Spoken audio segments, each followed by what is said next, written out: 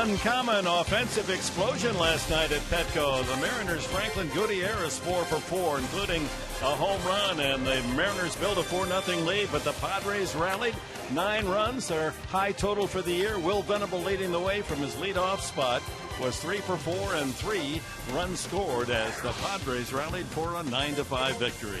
As we look in on beautiful Petco Park on this Saturday night, game 2 of the 3-game series, the Seattle Mariners and the San Diego Padres, an interleague game.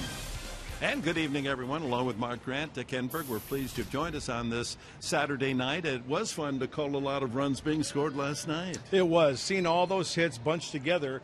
And also one thing that I really like is the pitchers getting some breathing room. But the Padres hitting the ball all over the field. All started in that 4th inning, 5 runs. They had 4 hits. They were bunched together, a couple of singles and some doubles. But that's the one thing, Dick, that really stuck out last night. They need to keep continuing to bunch those hits together, multiple base runners, because then the extra base hit will score at least 1 run and maybe 2. And you saw Chase Headley chipped in with 3 RBIs, 2 on sacrifice flies. That's another good sign, because so often Padres have died at third with 1 out, unable to get that ball in the outfield. And what did the hitters do in that situation? They got an elevated pitch to the outfield that they could hit to the outfield and get that run home easily. We need to see more of that as the season goes on for the Padres. And in this year of the disabled list, especially for starting pitcher, how about Jason Marquis, a refreshing addition to this team? What a great opportunity he is getting, and ever since he has put that Padre uniform on, he's got all of his pitches working. The guy is a bulldog out there on the hill. He is not going to give in. He's going to go right after these hitters. The one pitch against the Texas Rangers was the slider. He struck out 10 Texas Rangers. This is not an easy to pitch to team. They've got some serious power in that lineup. So when Jason Marquis punches out 10 Rangers, he's doing something right. That was the high for any Padre pitcher this year, and they'll try to take the crown off the king tonight. Felix Hernandez on the mound for the Seattle Mariners, the Cy Young Award winner, but the last 7 starts, Hernandez 5.53 ERA. Opening pitch coming up.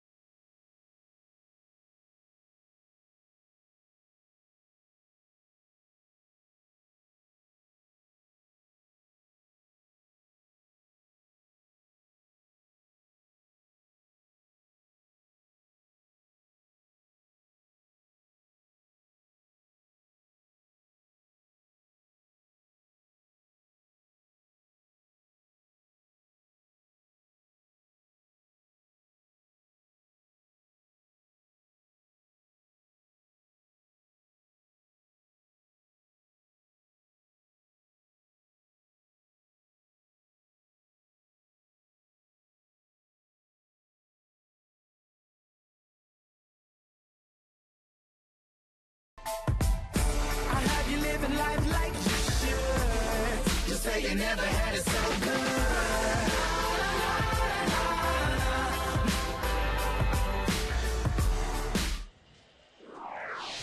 And we're set to go at Petco Park in downtown San Diego. Cool breeze, warm day. Fans enjoying the park at the park. Seattle Mariners skipper Eric Wedge has set his lineup against the Padres, and here's how the men from the Northwest will bat tonight, with Ichiro leading off. Franklin Gutierrez, a 4-for-4 night last night to raise his average over 300. Kyle Seager hits third. Then the brilliant 22-year-old catcher Jesus Montero, acquired from the Yankees. Michael Saunders bats fifth. Justin Smoke, the switch hitting first baseman, sixth.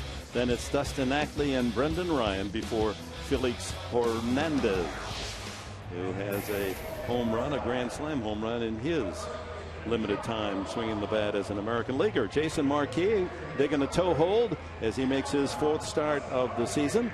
1.86 ERA. He's allowed 20 hits in 19 and the third innings, but has been solid in all three starts. And I think he's going to get better and better as the season goes on. A great acquisition for the San Diego Padres, the veteran right-hander. With each start, more innings pitched and fewer hits allowed. First time out, 6 innings. The next time out, 6 1/3. Last time out, outstanding, a solid 7 innings. And the hits just keep going fewer and fewer for Jason Marquis. Here are the men in the blue jerseys in support defensively for Marquis. Carlos Quinton and Will Venable in the corners. Cameron Maben will cover center field. Chase Headley, Everett Cabrera on the left side. Logan Forsythe and Yonder Alonso at second and first, with Nick Hundley behind the plate. Marquis, 33 years of age, from Staten Island, New York. Had a rough early spring with the Minnesota Twins. Of course, you've heard the story about his daughter Reese, a 7-year-old.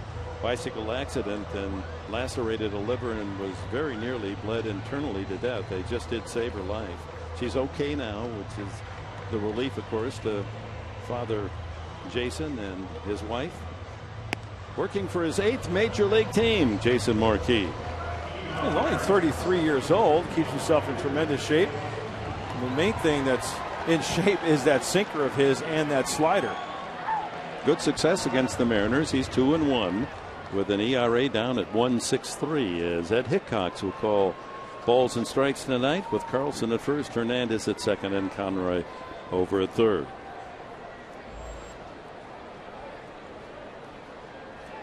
Ichiro steps in for the Mariners. A couple of hits again last night, actually 3 hits, and a walk and 4 at bats. And we're underway. Fastball sails outside. 10 times an all-star, Ichiro. His average 270, much lower than his consistent 300 hitting. Ground ball sharply at Alonso, right there to glove it and get the out himself at first. One away to Franklin Gutierrez. In the last 2 games, Gutierrez, who's just arrived off the injured list and a rehab assignment at Tacoma. He's 5 for 6 in the last 2 games with a couple of home runs and 5 runs batted in. 4 for 4 last night. Can't let him get extended with those arms. Last night, the home run, he got extended, sent it a long way. If Jason Marquis is on with his slider and sinker, he should have success against Gutierrez. Inside ball 1. Gutierrez in his career has enjoyed playing here in San Diego at Petco, a .321 average. A triple and 4 home runs.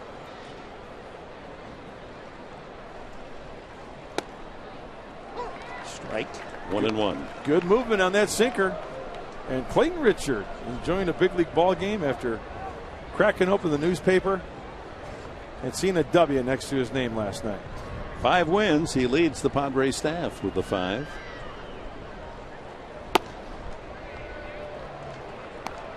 And the report comes in from San Antonio, their game against the Midland Rockhounds in the Texas League.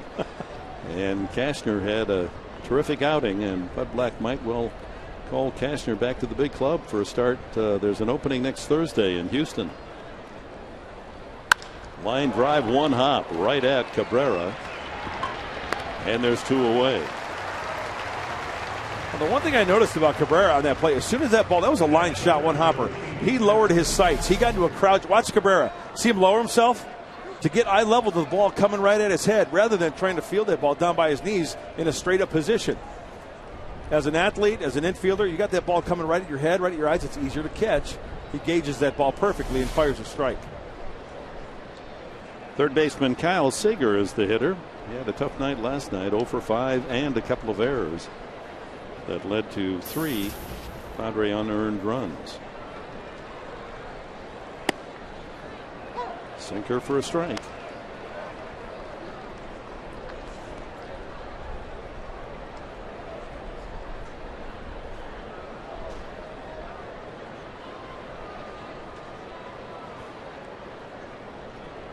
Well, something didn't work right there. Whether Jason Marquis wanted to throw a different pitch or something in his mechanics.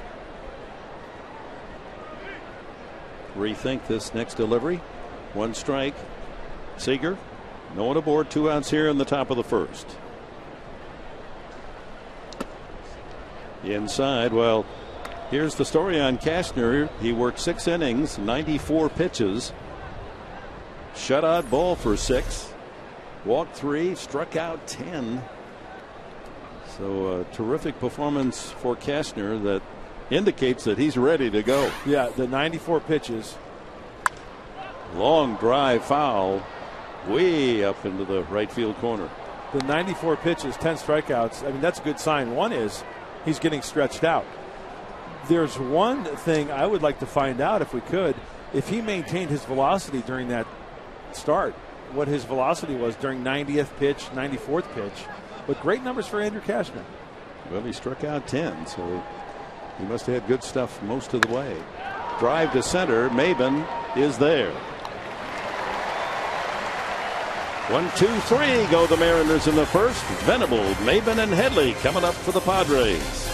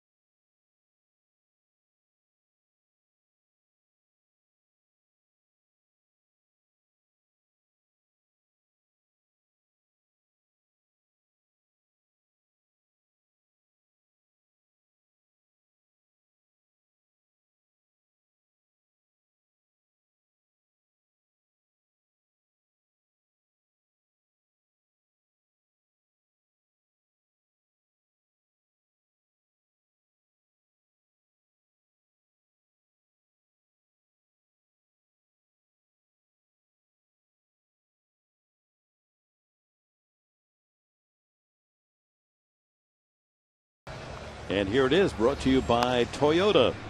Will Venable will lead it off with Cameron Maben hitting second.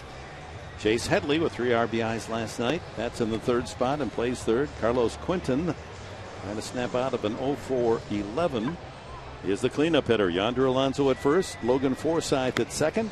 Everett Cabrera continuing a streak in which he's hit 300 for almost a full month.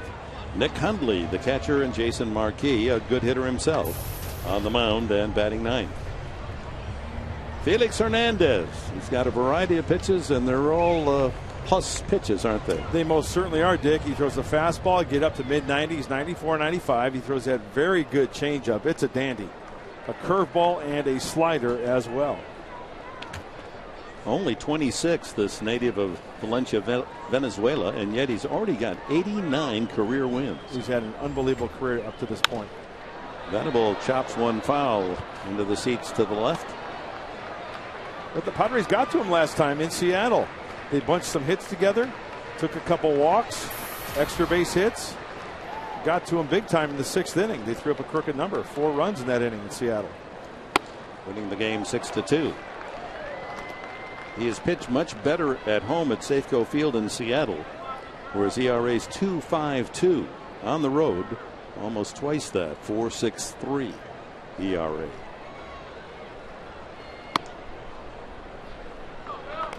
Two years ago, the Cy Young Award winner, even though he won just 13, lost 12, but his ERA was a Seattle record 2.27.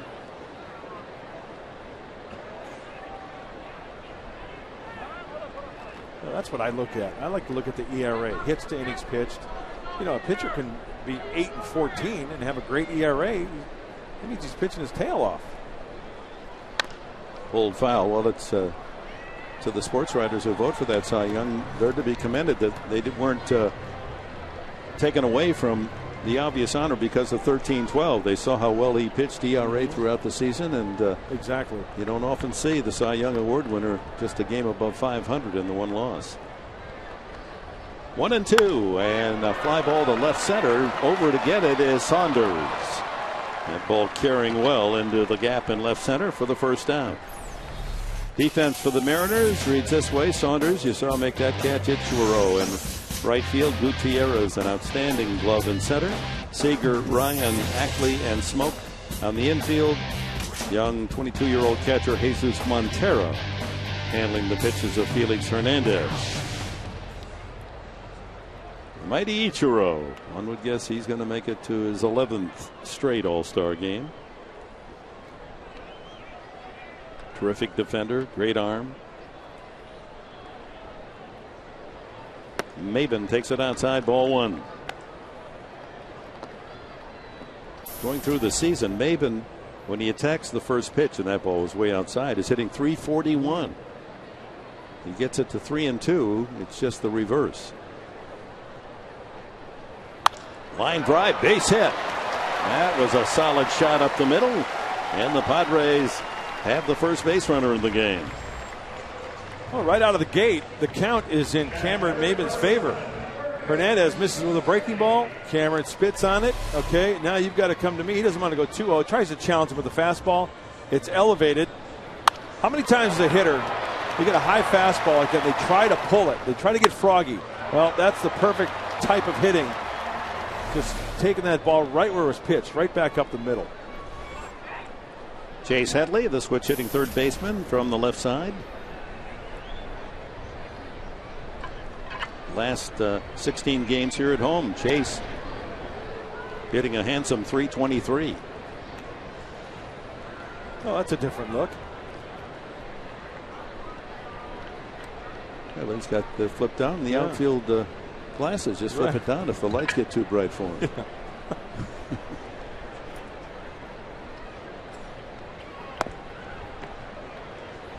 Maben, of course, a serious threat to try to steal. He has 15 stolen bases, one last night, among the National League leaders.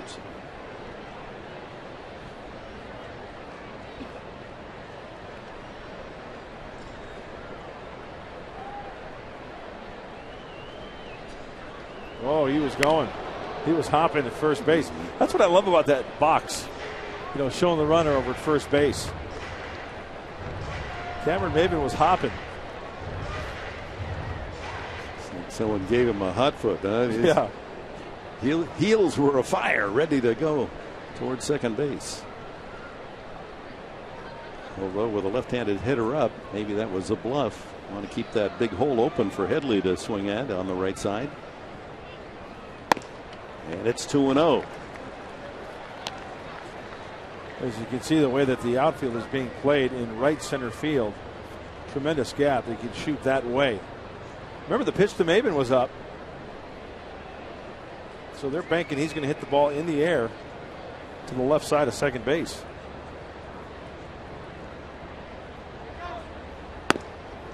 And he misses again. So falling behind Headley 3-0, and just the very presence of Maben at first base a distraction for the pitcher.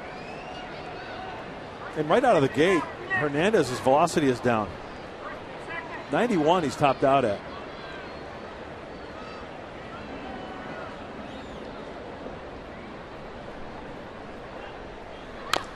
Ooh, green light at 3-0. Chops it foul. off his front instep. The ball looked like it had a little cut to it. A cut fastball in the inner half of the plate. And that's exactly what will happen to a cut fastball if a left-handed hitter from a right-handed pitcher. You top that ball, you get it right down, you get a shin burger.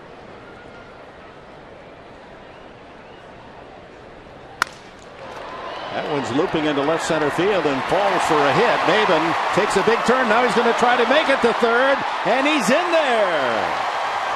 Plate umpire Ed Hickox hustling down to make the call. Maben hesitated, and Gutierrez with a good arm, but boy, when he puts it into that third gear, he can fly. Well, from center field on the left, we'll take a look at the pitch. Is it a sinker? Is it a fastball? Yes, it is. And Chase Headley puts that ball exactly where it was pitched. Does he get it out in front? Out in front of that front knee. He'll sacrifice that, Shillelagh. It's snapped, and the Padres got a little action here. Oh, first and third with one out on the singles by Maben and Headley. Here's Carlos Quinton, the left fielder. Playing now in his 20th game as a Padre. 6 home runs. It's kind of a neat look there, seeing where the ball was off the plate, and then on the other angle, how high the ball was as it got to the hitting area. Carlos, since that sensational start the series against the Cubs in Chicago when he hit 4 home runs in the first 3 games, has come down to earth of late. 0 for the last 11.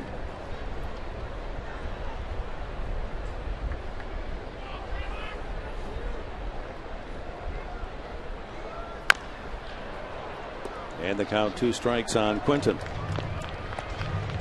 Padres last night, of course, they've suffered all season long in the one statistic, runners in scoring position, unable to get men home. But last night they were 7 for 13, and that led to that 9-5 win. Here's a chance early for Bud Black's team. I'm thinking that Felix is going to throw a slider down and away here. Something that Quentin can dump down the right field line. That'd be nice.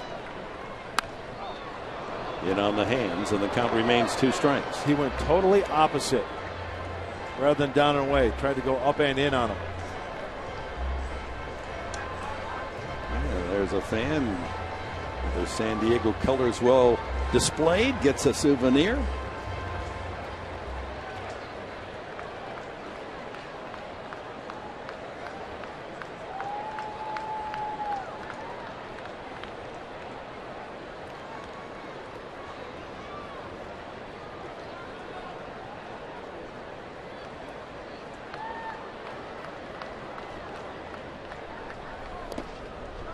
Blocked by Montero. No advance. Yeah, nice crowd continuing to arrive here at Petco Park on a Saturday night. That looked like a changeup out of the hand of Felix Hernandez, and a nice job by Montero anticipating that changeup. There are 2 strikes. He knows that he's not going to throw down the heart of the plate, so he has to anticipate that ball in the dirt. He does a nice job of smothering that and keeping Cameron Maben at third base. Off the fist again, just a soft pop fly. Far end of the Padre dugout. Yeah, Mark Sweeney had been down there. He'd had a souvenir. He'd have caught that. Yeah, that's down there Layla Rahimi territory. Ryan had a good look at it, guys. Our trusty security guard here at Petco Park, but where's your couldn't glove? quite get a handle. Where's your glove? Well, I'm going to get you a baseball glove, Layla. Okay, for your birthday, belated birthday present. Isn't that part of initiation? I have to see if I can bare hand first. No. Oh, that's good. We want to keep you know. safe. Brian had a look at it, you guys. I promise. And they calling a balk on that move, and here comes Maben with the first run of the game.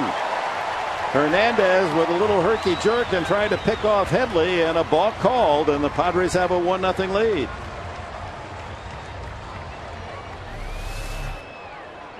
He toes the rubber. He starts. Oh, you know what? He didn't step with his back foot. His back foot he just spun. And I think that's what Ed Hick, yeah, see how he's doing with his hand right there? He spun on his back foot rather than stepping off the rubber. That's a good call by Ed Hickox. No argument from the Mariner dugout. Headley moves to second. Maben scores. And the Padres on the board first here with a run in the first and a chance for more.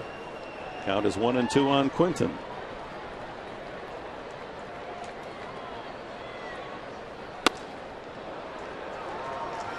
Let's go back to that balk call. Well, what Ed Hickox was talking about is his foot right here.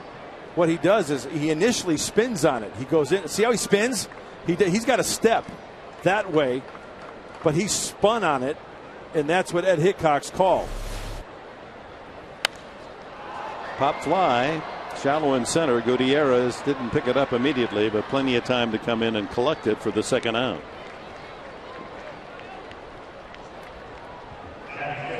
Yonder Alonso steps up.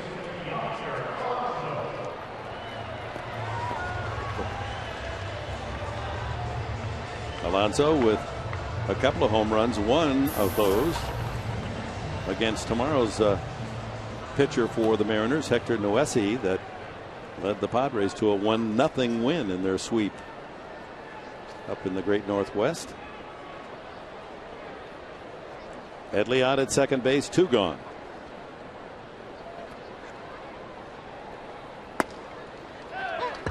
Fastball at the letters. I like the high strike. Outside corner, about belt buckle high. Yeah, I'll take that. Now, plate umpire Hickox is used to altitude when it comes to calling strikes. He has his commercial pilot license. Oh, nice.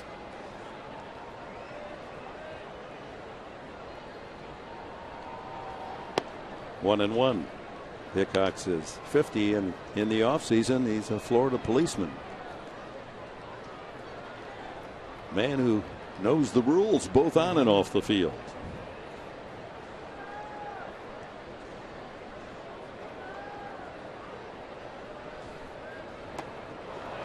There's the changeup, curved.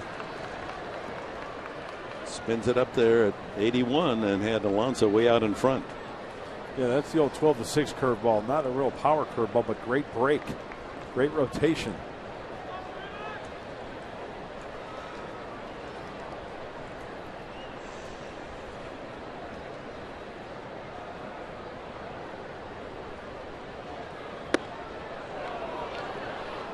That was a good looking pitch right on the corner, a fastball, but Alonso gets a break on that call. 2-2. He's not overpowering. Another 91-mile-an-hour fastball.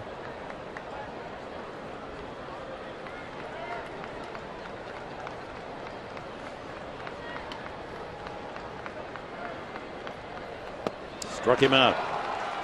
Changeup. Padres a couple of singles and a balk, and they lead it 1-0.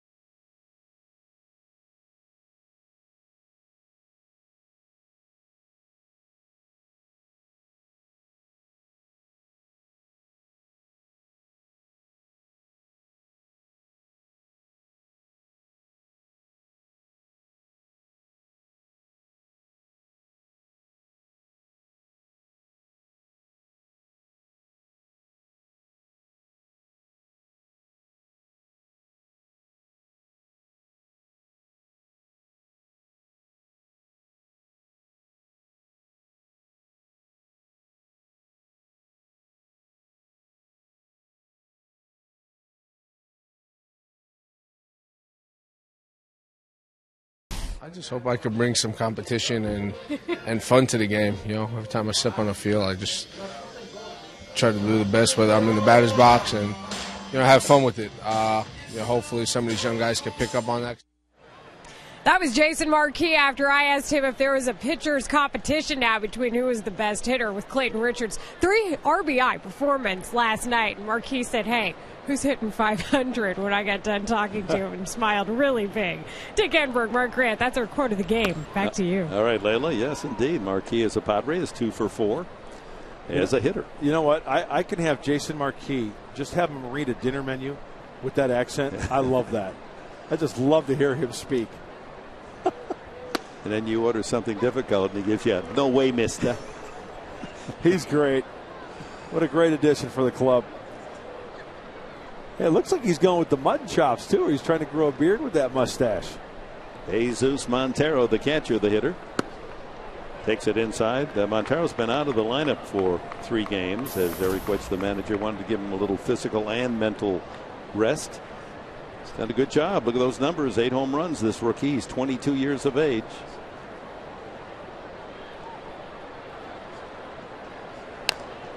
Fouled at the plate.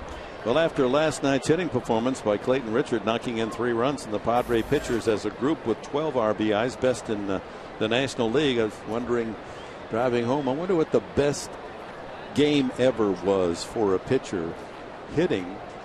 And this may not be the best, but it certainly has to rate in the top 5. Ground ball, third, foul. On this date, in fact, on June 23rd in 1971, the Phil's Rick Wise threw a no-hitter and hit 2 home runs. That's a day in the big leagues. That would be a pretty good day. Hands down. I'm betting that's the best day for a pitcher. Vote. That's my vote. Got to be. 2 home runs and throw a no-hitter, too. 2 balls, 2 strikes.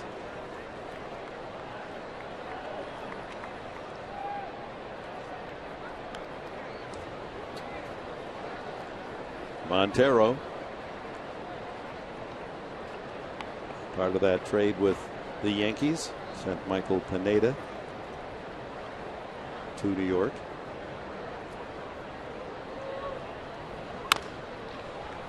Another foul ball just wide of third.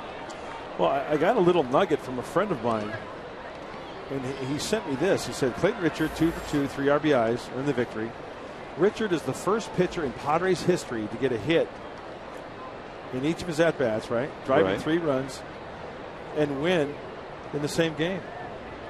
Yeah, he had 2 official at-bats, 2 hits. Swing and a miss. Montero chasing ball 4. First strikeout for Marquis. The slider was the story against the Texas Rangers. 10 strikeouts. That's the slider. Montero gone fishing and coming up with nothing on the hook there. The only hook was that slider down and away. It's like when you're fishing, you think you got something and you pull up and that worm's still there, right? It's a weed. You just I've done a weed and a worm. Yeah.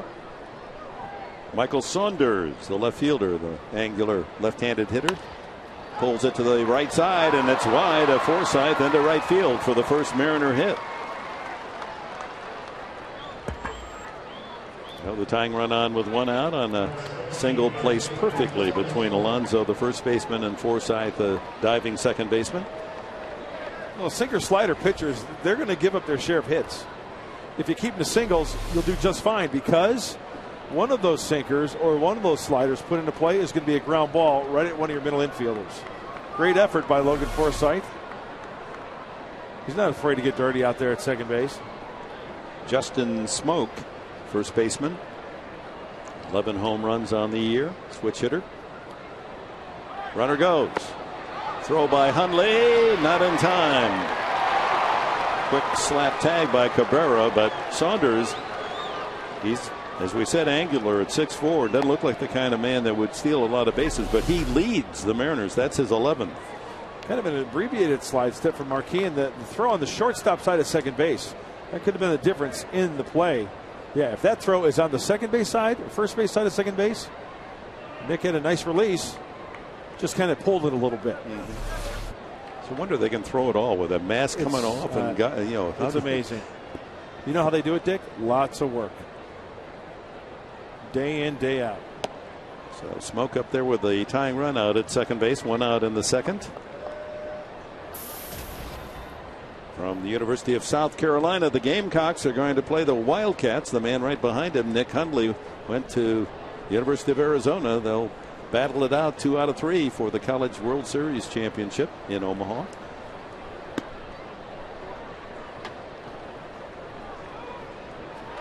Three and 0 now to Smoke.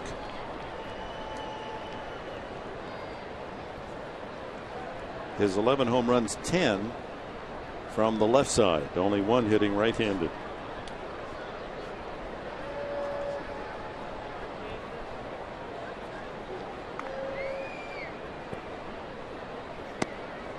And on 4 pitches, Smoke is aboard. The first walk from Marquis.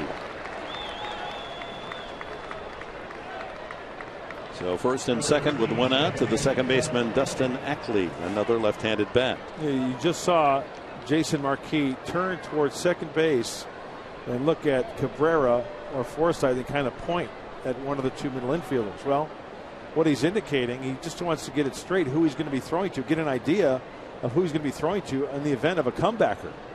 And just not to throw over the baseball, but to give the pitcher an idea, okay, I'm going to be throwing to the shortstop, I'm going to be throwing to the second baseman. Shortstop slightly closer to the bag at second, and that's the easier play, going to the shortstop. Strike 1 to Ackley. He has struck out 64 times. That's right at the top of the list for the Mariners. 4 home runs. You see Cabrera closer to the bag at second base, jockeying in and out from the base runner. Too low, and it's 1-1.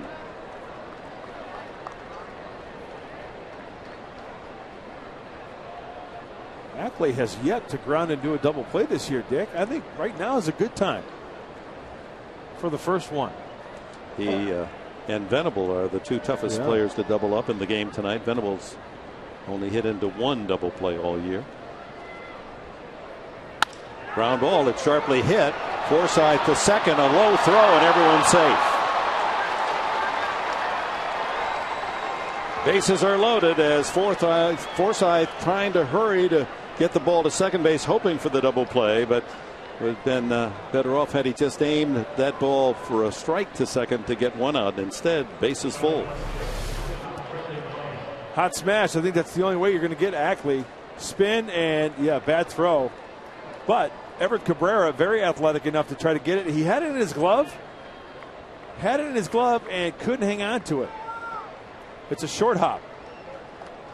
Yeah, He's that's a got tough it play. there, and then just wouldn't stay in the webbing. Yeah, tough throw. Error charge to Forsythe. He was guilty of an error last night as well.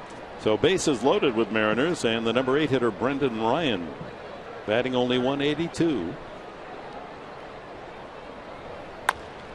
Chop to short.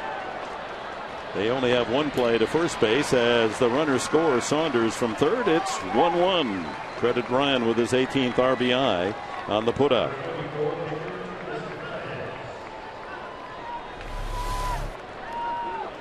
Another grounder, a high chopper, not hit hard enough to go to the plate, get it out. Still plenty of baseball left.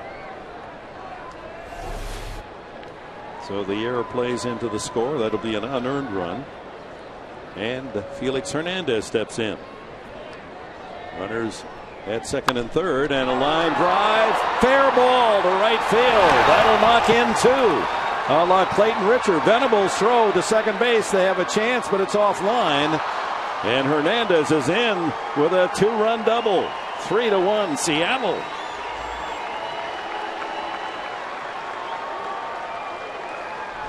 Well, that was so much like Clayton Richard, right down into the right field corner. First pitch right down the middle, right down the chute. Hernandez doesn't try to pull it, just playing some pepper. Find the garden spot down there, and everybody's off and running. Well, he's had only 24, now 25 major league at-bats. That's his 4th hit. He has a grand slam homer. When he does get a chance to swing the bat against National League opponents, he can do some damage. hit a grand slammer against Johan Santana, the Mets. So 3-run inning, a 4-out inning for the Mariners, and they've taken advantage. Ichiro with his pitcher at second base. 2-0. Well, let's go back. It was on this date, in fact, that he hit the grand slam 4 years ago when he was just 22 years of age. Cleaning him up, a grandmaster.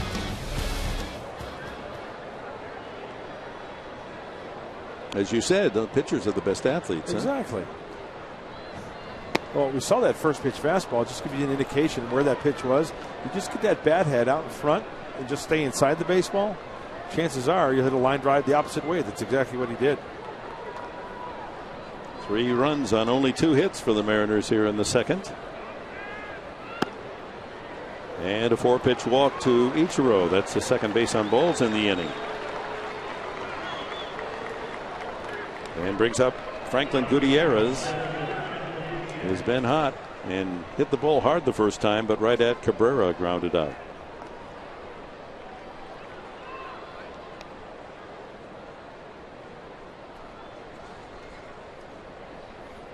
One of those innings, you throw in a couple of walks and an error, extend the inning, and you pay the price.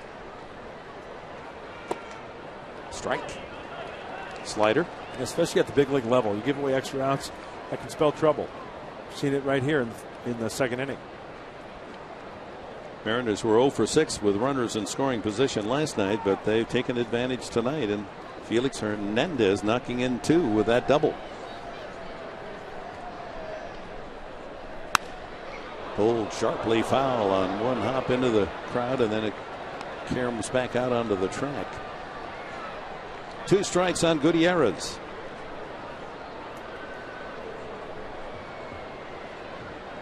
She is so happy right now. She's embracing that as if she has a robin's egg in her hand. Yeah. It's going right in the purse.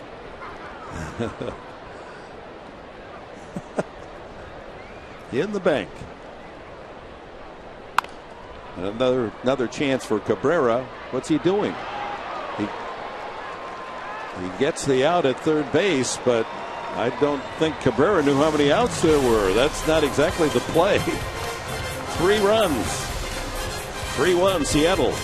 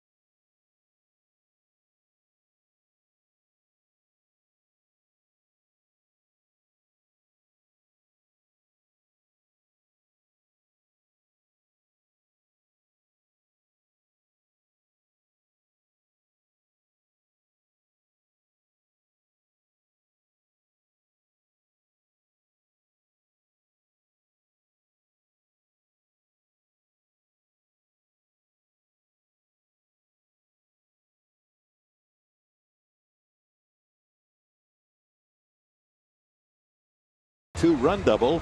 All runs unearned, all 3 because of the Forsythe error. And a puzzling play at the end of the inning, and Cabrera going to third as if he forgot how many outs there were. And Bud Black trying to chase him down, wondered what's going on here. Yeah, hey, Buddy still cares. You know, this Padre team, 25-46, but you got to still play the game right and make the right play. Luckily, Chase Headley was over near the bag. It's a force play. He caught the baseball and then stepped on the bag. Chase wasn't anticipating going that way because that wasn't the play. No. Either go to short way to second base or across the diamond over to first for the 6-3 putout. Now, where was it, in Oakland or was it in Seattle, where runners on first and second and less than 2 outs, correct, or 1 out or no outs, and twice Cabrera made the put out at third base, and that was the right play then. Exactly. But not on the final out of the inning. So here's Logan Forsythe. The Padres need 2 to tie, and Forsythe a chance to atone for the error. Takes a strike. And in a situation like that, it deserves a talking to from the manager. Perhaps just a mental lapse on the part of Cabrera. Who hits next? Breaking ball in there for a strike 2. Good curveball.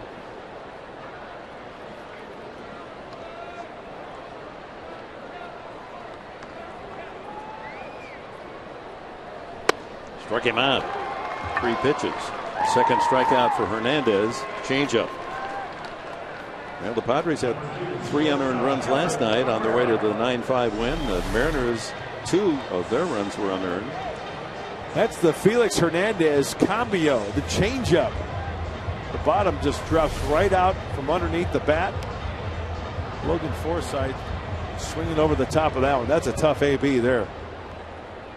Cabrera hitting .261 but .293 left-handed.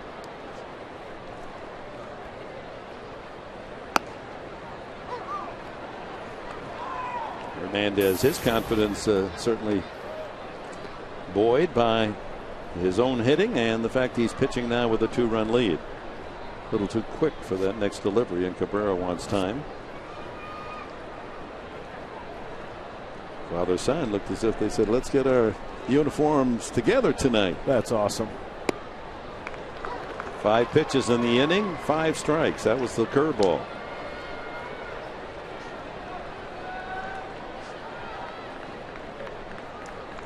We see more kids out here now that summer's on us. School's out. 3 pitches, 3 strikes. So 6 pitches, 6 strikes as King Felix is mowing them down. Located fastball right on the outside corner. Our Sycuan Casino Daycation stat of the game. American League strikeout leaders, and Hernandez coming into the game 5th in the league with 91. He's got 3 already tonight. Verlander leading the way at 106.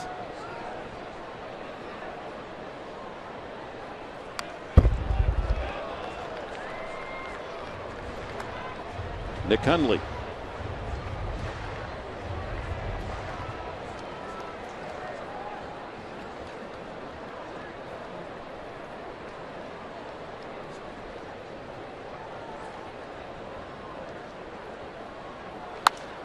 Fly ball to right.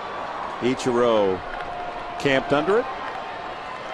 Easy 1-2-3 inning for Felix Hernandez with a couple of strikeouts, and the Mariners lead at 3-1.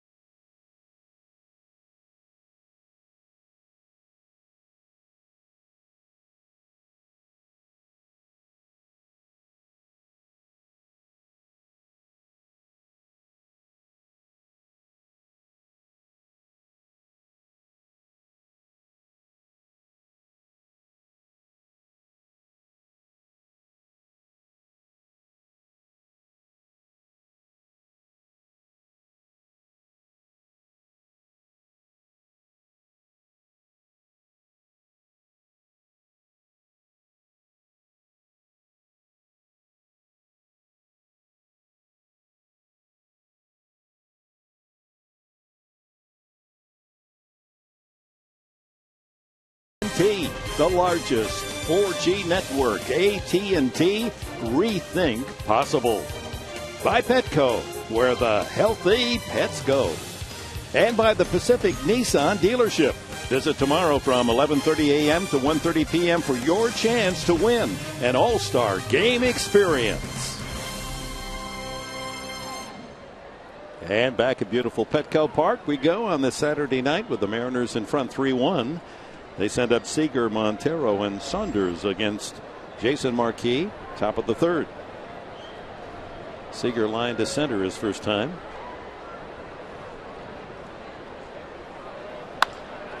Ground ball to Cabrera.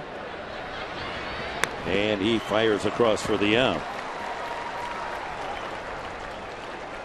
One pitch, one out. Cleanup hitter Jesus Montero.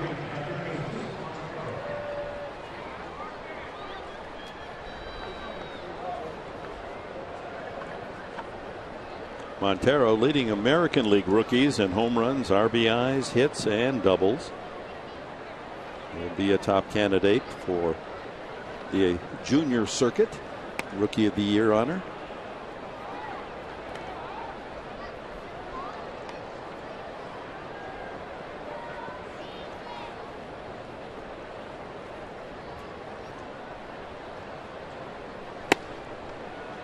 One and one. Good fastball.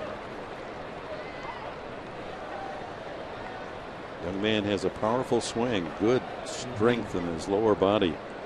He gets his legs into the swing. Yeah, for a big kid, he's got a quick, compact swing. Wow, that sinker just ate him up. Look at the movement on this two-seam fastball. Starts down the heart of the plate, ends up well inside off the plate.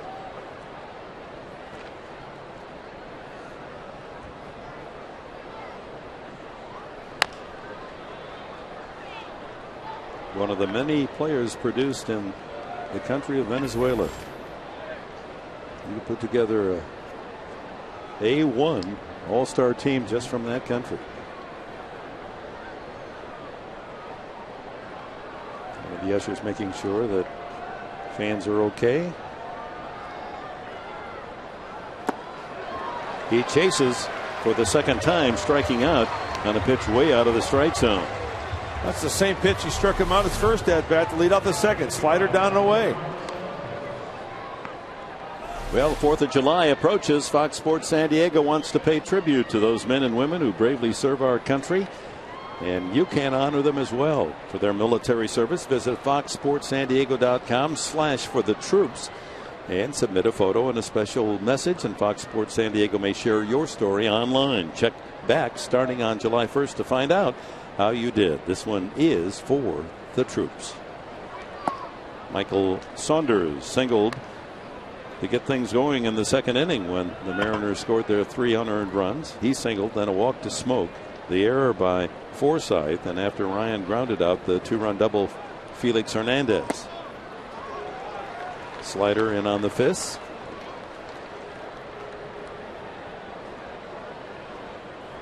Homestand, and this series wraps up tomorrow. 1 o'clock game, noon for Padres Live. Pulled down the right field line in the corner, and that ball is gone. A home run for Saunders. He rattles it into the Petco porch. Sounded as if that might have hit the pole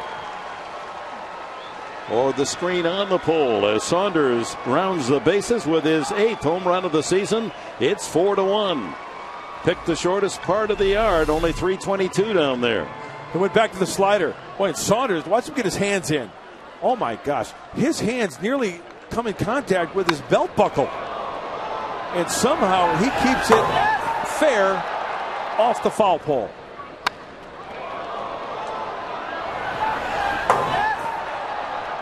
About 5 feet above the yellow line. The Mariners have hit more home runs on the road than anyone in the major leagues. That's their 51st road home run. They've also allowed the most, 64. Saunders up twice, singled on a home run. He scored twice.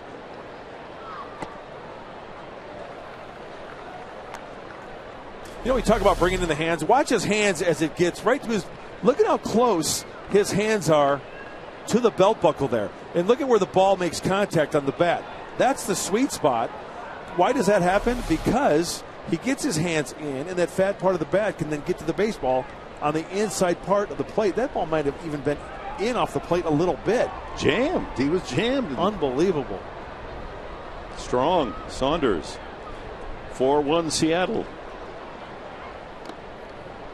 And the count goes 2-1 on Justin Smoke, who walked and scored in the second inning.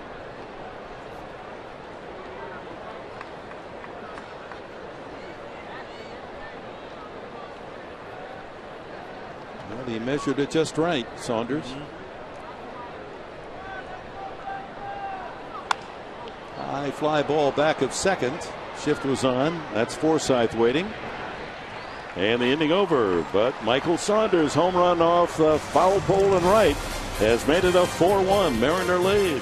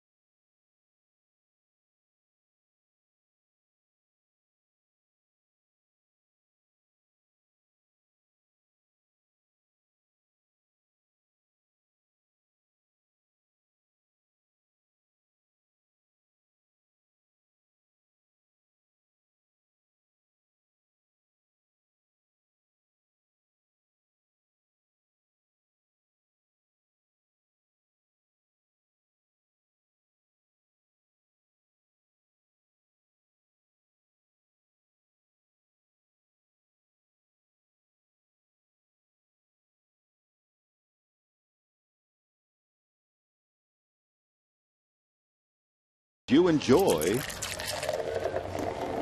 a cold one. Look forward to Miller Time later in tonight's game, brought to you by Miller Lite. No matter what angle you take of that Tony Gwynn statue, it's magnificent. It's perfect, isn't it? It really is. And Tony himself, and of course, we're the most critical. Have you ever seen a photo that you really liked of yourself? You know, and then someone's going to do a full-size, oversized statue, right? And Tony gave it an A+. Jason Marquis leads off the third inning. The Padres last night down 4-0, got 2 back in the third, and then rolled the big 5-run fourth inning on their way to the 9-5 win.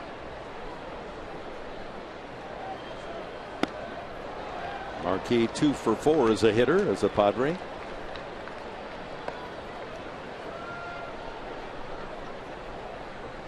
Thinking back through your career, Mike Sweeney, how many times do you remember hitting the foul pole for a home run? Not too many. I actually had one that I thought it was going to hit it, and it was off of Eric Gagne, which would have changed that whole thing around, you know, with his consecutive streak saves, and it ended up going foul. I was devastated, struck out the next 2 pitches. Mark Sweeney always went dead central. He went straight away center field. He didn't try to wrap anything around those foul poles. If I went dead central, it was usually an out, Mud. Hey, you know, King Felix, Mark Sweeney, everybody talks about his fastball, which has dropped in velocity, but he's got a good 12-6er now and a great changeup. He has so many weapons to get you out, Mark, and you know he has that mentality, and you can see it down here. He has that little swagger that you have as a number one guy, but he has the complement if he doesn't have his fastball to get you out with the other stuff. See, that's the great point. If a pitcher doesn't have his number one, how is he going to take the team deep into the game by using the second or third pitch in his arsenal? Venable fly to left his first time. Then the Padres got singles from Maben and Headley, first and third, and Felix Hernandez charged with a balk. It brought Maben in. He struck out 4 going through the order for the first time. There was the changeup. Grew up in Valencia, Venezuela, dreaming of being an NBA player. He was a terrific high school basketball player. Left center field. Gutierrez racing over, can't get there. That sounded like it was off the end of the bat, but he ballooned it into left center, and Venable's aboard. Third hit. Well, Will was kind enough to be our pregame guest, and this is exactly what we talked about. We talked about hitting one on the screws and hitting it right to a fielder. That's what happened to lead off the game. L7. He hit the ball well to left field. That one, a jam shot, and he dumps it in for a base hit. Cameron Maben. He singled sharply to center field and scored the Padre run in the first inning.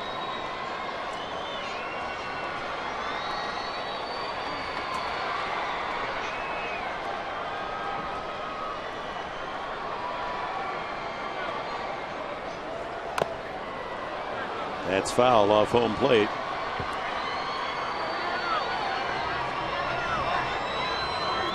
Well, Maben frustrated by the fact that he's not been able to engineer the long ball so far this year. Only 3 home runs.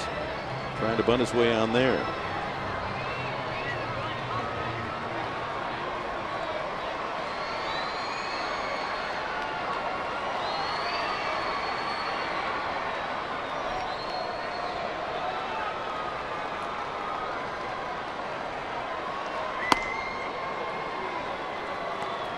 .91 on that fastball.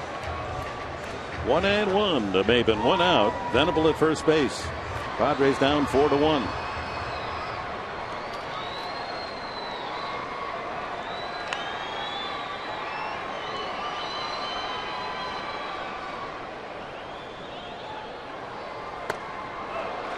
Good rip at that one. He's trying to pound him inside. A lot of fastballs from Felix. 91-mile-an-hour fastballs on the inner half. That last pitch had a little tail to it.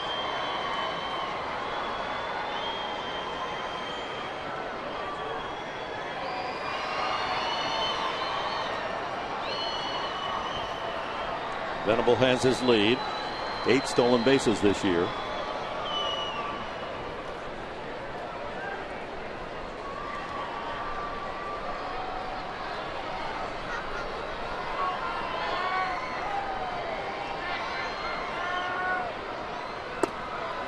He's out of there. Curveball. Maben caught looking. That's the 5th strikeout for Felix Hernandez. Pretty good curveball. It sure was. Yeah. Right on the outer third. Definitely high enough above the knee. Yeah, that's a strike.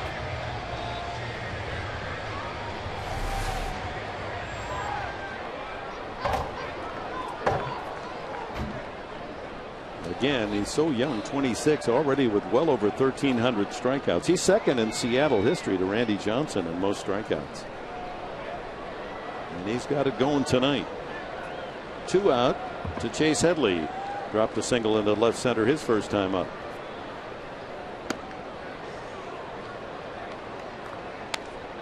You know, another thing I've noticed about Hernandez, he's got a lot of starting and stopping in that stretch position when he goes into the set position. But he does it every single time, and that's okay. You see, he'll get the sign, he'll start, he'll kind of stop, start, stop, start. Almost Louis Tiant-like. Start, stop, up, stop, settle. But if you do that every time, that's part of your setup in the stretch position, it's okay. Like Mike Adams. Exactly. He did the whole elevator thing. Yeah. Very good. Yeah. What'd you call it? The elevator thing? Yeah. Going top floor on me? Yeah, just 10 minutes. 10, 9, 8, 7, 6. There you go. Down here, Mark, you see a good view of it. It's almost like a toe tap from a hitter. He's tapping that front foot. Yep. 2-1. He's throwing it all out there now. The two-seam fastball into the righties, the changeup to the lefties, the curveball. He's mixing it up nicely. And it seems to be that he and Montero are on the same page. Curveball again, and that's been his best pitch so far the first 3 innings. Consistently throwing that curveball for strikes. Fooling the hitters. 2-2 to Headley with 2 out and Venable ready to go from first base.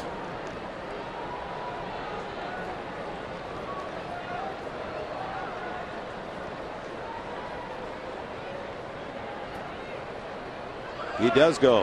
Strike 3 swinging. 6 strikeouts in 3 innings for King Felix. So far, he's wearing the crown at Petco Park.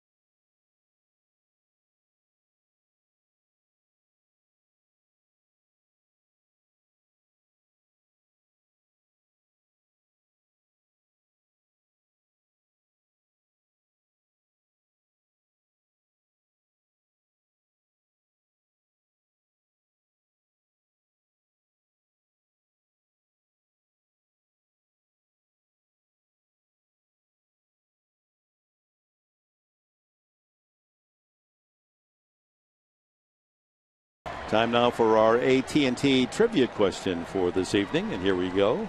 Name the Mariners player who hit for the first cycle in franchise history. It happened on this date in 1993. We'll have the answer for you in the next half inning.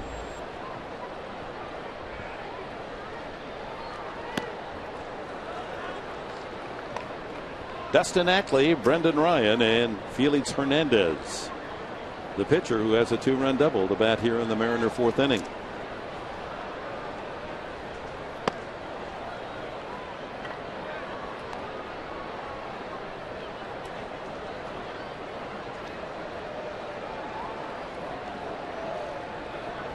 He can't wait to get up there again. Yeah. He got that bat ready. 2-0 to Ackley, and 3-0 now as Jason Marquis goes to work in the 4th inning. He's walked 2 men, and he struck out 2. 4-pitch leadoff walk, and Ackley's on. Let's go back to the home run. Let's just see how far above the yellow line it landed up on that foul pole. Saunders, and clipping it out. It's about, what, 8-10 feet above the line. Right on the inside pipe that supports the screen.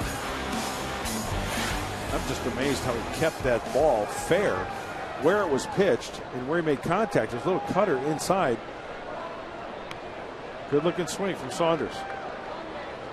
Ryan credited with an RBI on a ground out in the 2nd inning.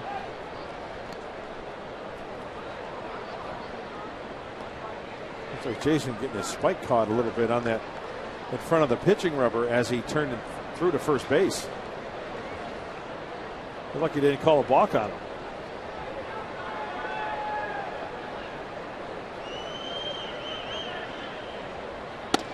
Way inside.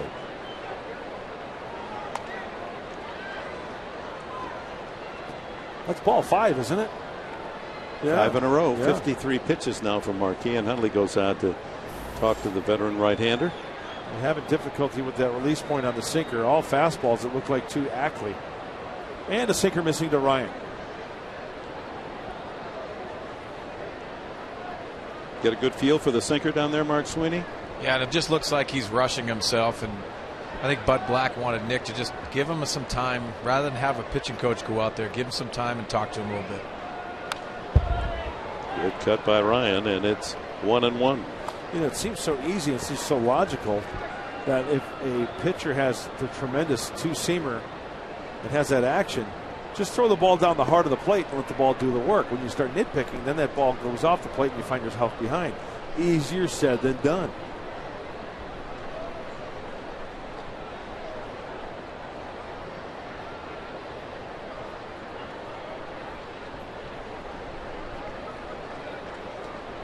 Interesting on that stretch. He looked at second base before first base. Well, peripherally, if you turn towards second base and you see the runner out of the corner of your eye, you know he's got a bigger lead.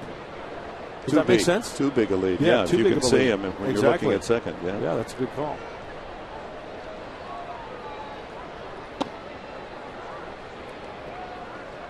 He wanted that one. 2-1.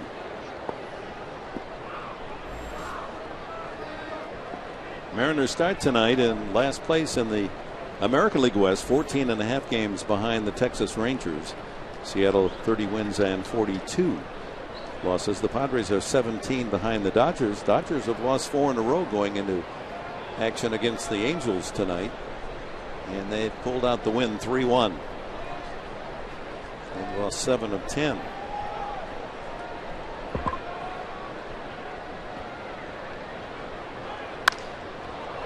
Out of play down the right field side. And San Francisco closing in on the Dodgers. The Giants playing well. They're only 3 out of first place. And currently they are in front of Oakland in the 9th inning. The A's at bat, the bottom of the 9th. Chicago, Arizona, no score in the 3rd. And the other National League West team, Colorado, victorious today. Swung at and missed in the dirt, and down goes Ryan. That's the 3rd strikeout for Jason Marquis. Slider. Well, here comes pitcher Felix Hernandez. Delivered a 2-run double with this pitch, just chopped it into right field down into the corner. By the time Venable dug it out, Hernandez was on second base, and the Mariners had a 3-run inning. It was his first at bat of the season, Hernandez.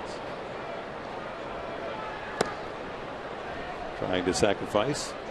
Bunts right through that pitch.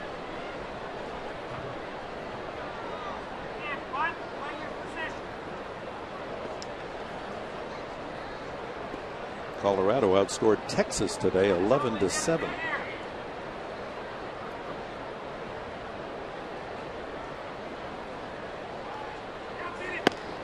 Yes, he did. He offered that.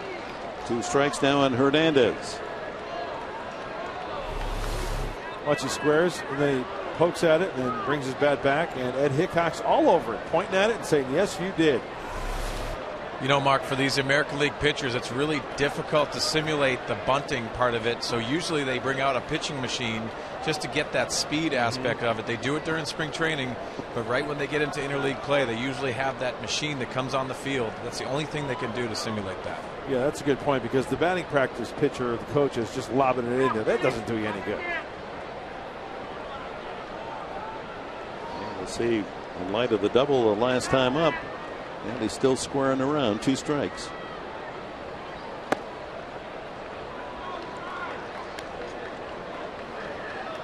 Ichiro's on deck, 1 out. Ackley at first base.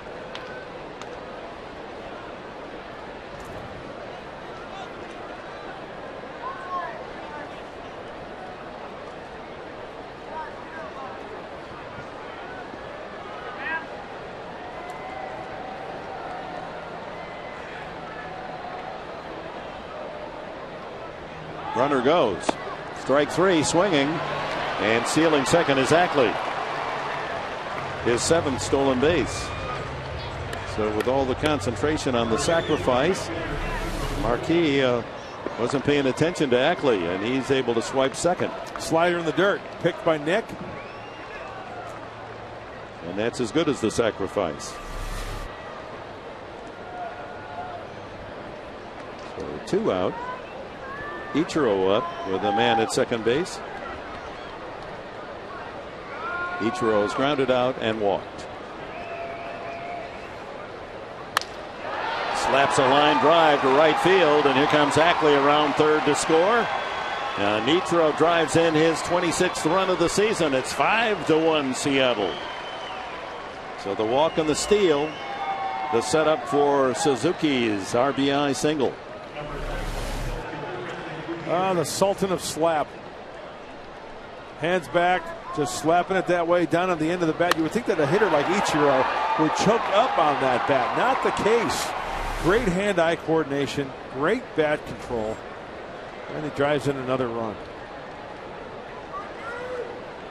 Leadoff walk pays off for the Mariners. Here's Gutierrez, grounded hard to short, and also to short a second time. Actually, the second time.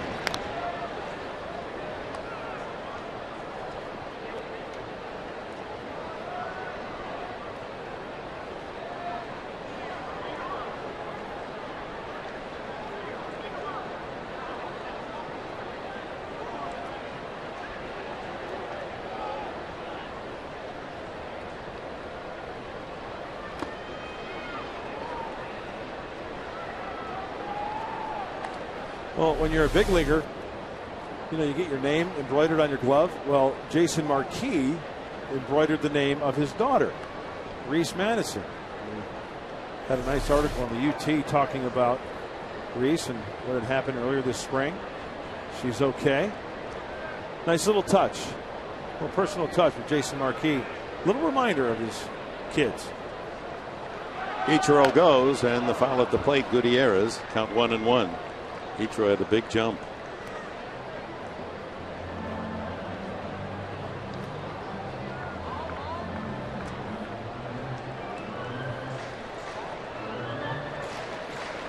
The Mariners with 3 unearned runs in the second. The home run by Saunders in the third, and now a walk, a steal, and a single by Ichiro to make it a 5-1 lead.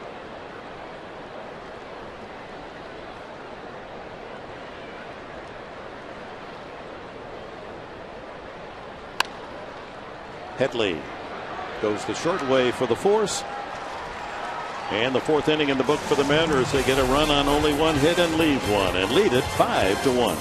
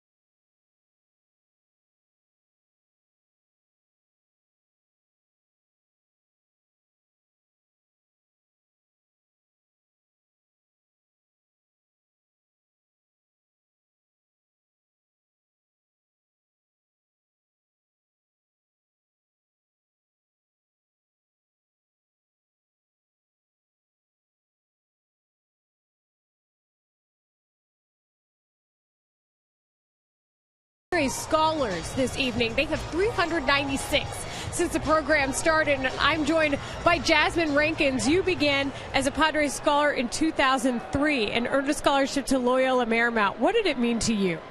It means so much to have a group of people behind you pushing you to excel and further your education. It means that people care and they want you to succeed and want you to go farther in life. And it's really interesting, too, because not only did you succeed, but you're now part of the Fox family. You graduated from Loyola Marymount in May, and you're able to become one of us now just because of the scholarship. Yes, it is such a great experience. I love it working for Fox Sports and being able to be out on the field and gain this experience. Such a good time. I'm so excited. I love it. Well, we wish you the best in your career, and thank you so much, Jasmine Rankin. Thank you so much. Dick Henberg, Mark Grant. We got another one possibly on our team coming up. She works with the Dodgers crew, but we'll steal her if we can, right? Guys, back to you. Sounds good, Leyland. Congratulations to those scholars that have received a wonderful check to support their collegiate education. Most of those from financially disadvantaged families. The Padres started this program. Others have copied it. It was the first in the major leagues. They've already contributed. The Padre players set the pace. They contribute, then ownership matches it, and then corporate partners and you fans can contribute $2.35 million in 18 years. That's great. He had a leadoff walk to Carlos Quentin. That's the first free ticket from Felix Hernandez. And this year, they've changed it through the years. For a while, 1995 to 2007 was a $5,000 scholarship. Then it went to $7,000. They decided to make less individuals on it, but give them more money because of the expense to go to college, as we all can well appreciate. So three $30,000 scholarships were awarded this year, and one $5,000 scholarship. So that's great stuff. Absolutely. Good luck. Alonso fouls it away.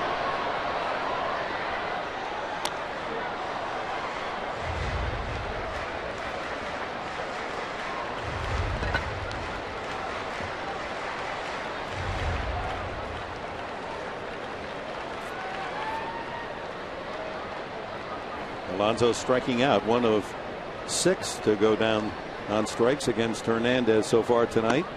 Takes it outside. Changeup.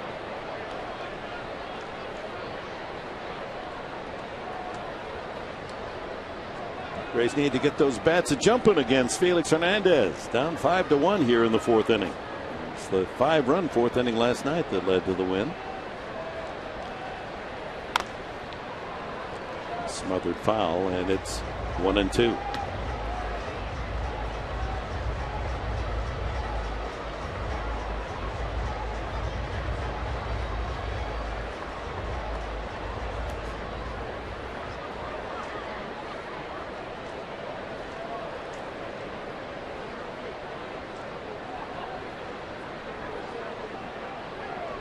Slider down and in, I'm guessing right here. That ball is hit well to left field. Saunders has to give ground, but it dies at the warning path. One away, and Quinton back to first base. Well, he tried to stick a fastball in. Alonso tried to square it up. And what do you know? The fly ball hit well to left, hits the force field. And it's an easy fly ball for Saunders. On the left, you can see that Montero set up in. Boy, he misses big time. It is up. Watch, does he get the top hand? Nope. The top hand does not get on top of that baseball from the side angle on the right. And it's an easy F7 for Saunders. Forsythe, the hitter, he struck out swinging at a changeup, leading off the 2nd inning. Line drive by the diving shortstop Ryan into left center field. And racing on to third base is Carlos Quinton on a sharp single off the bat of Forsythe. Padres have runners at the corners with one out here in the 4th. Very aggressive swing. First pitch fastball. Look how quickly he gets his hands through there. That ball just rockets by Brendan Ryan at shortstop.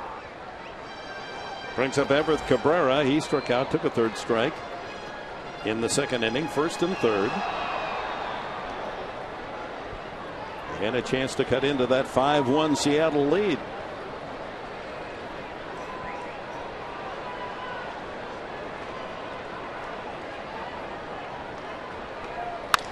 Ground ball sharply, but right at Ryan. There's one out, and then back to first. Double play. Oh, my. They hit it hard, but right to a glove, and Seattle takes care of the Padres in the fourth. A 4-run lead.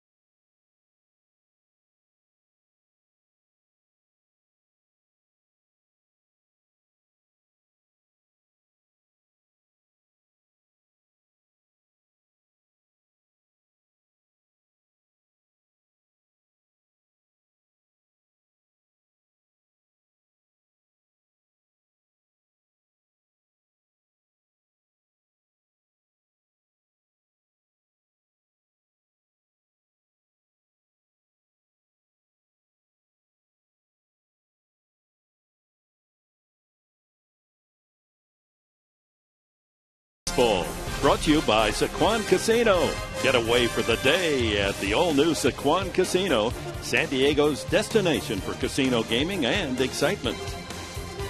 And by your San Diego County Lexus dealer.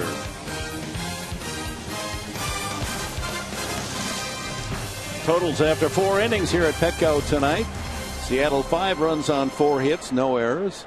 San Diego 1 run, 4 hits, and 1 error. Each team leaving 3 as Jason Marquis goes to work top of the 5th inning. Kyle Seager lined out and grounded out, to be followed by Montero and Saunders.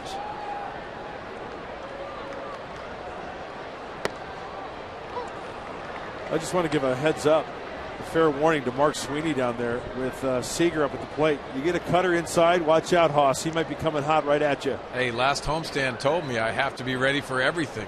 Ball ended up hitting right here. Thought I was going to get squared up, but I didn't. Ugly finder. No question.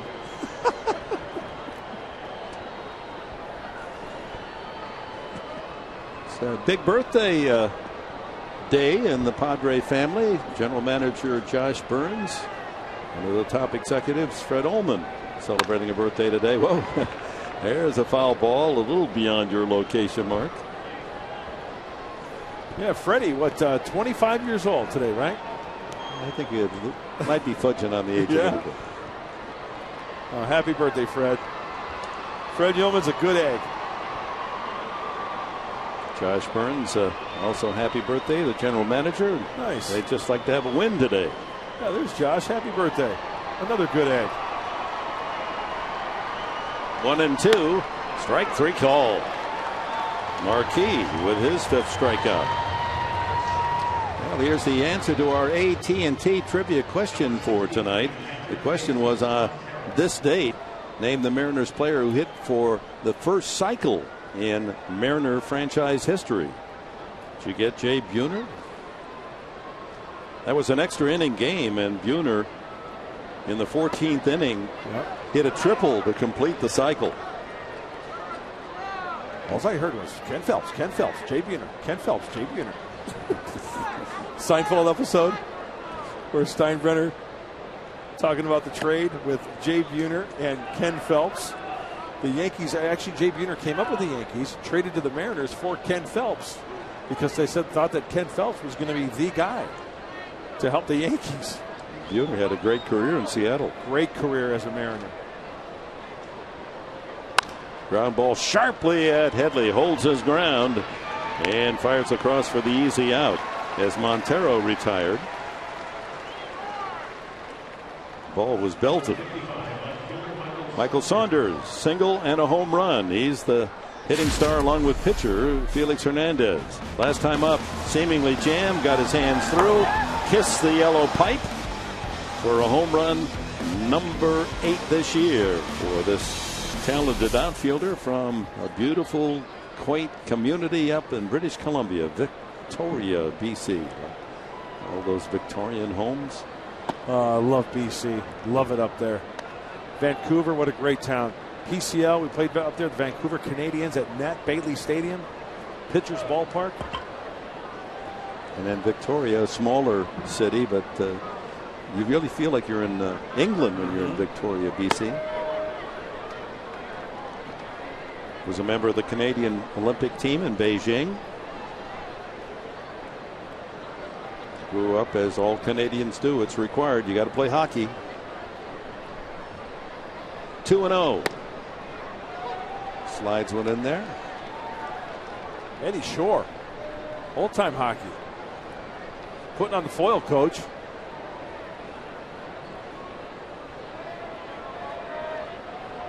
I mentioned the name Shore. It's a prominent name on this day in history. This is an interesting day, baseball history. Perhaps the greatest ever relief pitching performance in baseball history. Can I guess? By Ernie Shore. Oh, really? Well, you got to go back a little ways. Oh, okay. 1917. How many innings did he go? Like 20? How about 26 straight outs as a relief pitcher? Oh, okay. Yeah, that's... And the circumstances were very interesting that he was put in that position. Babe Ruth was the starting pitcher for Boston, walked the first man in the game, got in an argument with the umpire, and they tossed Ruth. Oh, wow. Shore came in from the bullpen. The runner on first was thrown out trying to steal, and then he retired the next 26 in a row. That's a great outing. That's a great story. Foul back by Saunders, and the count remains at 2-2. We're talking about pitchers and home runs, and Rick Wise throwing a no-hitter on this date and hitting 2 home runs. Ken Brett on this date back in '73 for the 4th time out hit a home run in 4 straight games that he pitched. Yeah, he can hit. Down goes Saunders. 6 strikeouts now for Jason Marquis. We're at the halfway mark in this one at Petco. 5-4 Seattle.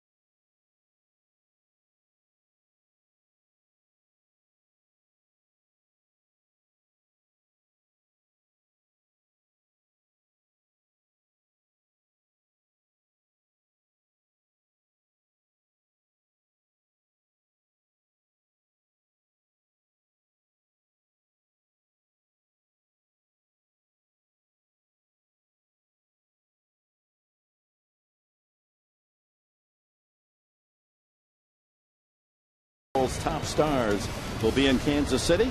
The winner, of course, has home field advantage in the World Series. That's something to play for. July 10th, the date. Kansas City, the same 4:30 the time here on Fox. Well, here's a memory from 12 years ago. John Kruk, the first pitch from Randy Johnson, just a little high and inside.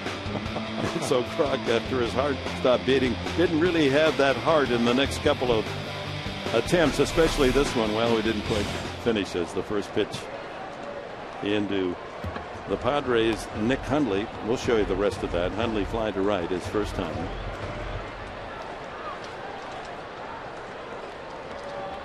Marquis scheduled next, and then the leadoff hitter Venable. 5-1 Hernandez and the Mariners. After the high pitch inside, then Kruk takes that swing and bows out of the All-Star game. That was good theater right there. Mark, that was mullet night at the ballpark too, by the way. Yes, it was. Hundley has the count in his favor, 2-0, and fouls it at the plate. Well, the Padres a bit unfortunate in the last inning. They had first and third, and Cabrera hit it right on the button to the shortstop, and they turned an inning double play. Anywhere else, that might have started a pretty good rally. You know, Mark Sweeney, you laugh, but everything is cyclical in this game, I believe. The mullet's going to come back, dude, and it's going to be huge. And another thing that's going to come back, and I'm just waiting for the first NBA player to do it, go back to the short shorts with the high socks and the tight jersey. Somebody's got to take that step and bring it back. It's a bad visual. 3-1 now to Hundley. Same with tennis, and basketball. The basketball where you're not, tripping over, some of the little guards, that's almost down to their socks. Ground ball to third. Seager across, and Hundley's 0 for 2. I mean, I'm waiting for somebody to go straight Bob Cousy in the two-hand set shot. Bringing that back. Rick Barry with the free throw, the underhand free throw attempt. That's how I shot him back in my day. Did the ball have like laces on it too? No, we were through the lace. We're the post lace. We just filled it with a bunch of feathers. Peach basket? No, we actually had the fan backwards here, the fan shape. Marquis with a good cut. He struck out the first time. But we had, just a little farm high school in Michigan. And usually every high school gym, the stage was at one end and a wall at the other end, because not only was the gymnasium, but it's where you did the plays. Marquis out 4-3 for the second out.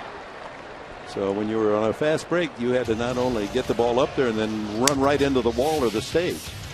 Toughened you up, Absolutely. Farm tough. Saturday, August 4th, the UFC returns to Fox with 4 massive fights, including knockout artist Shogun Rua taking on Brandon Vera in the biggest fight of his career, plus an epic bout between former UFC champ Lyoto Machida and rising star Ryan Bader. UFC Fight Night on Fox, sponsored by Bud Light, is live from Los Angeles on Saturday, August 4th at 8 p.m. Eastern, 5 p.m. Pacific. Ring that bell, Professor.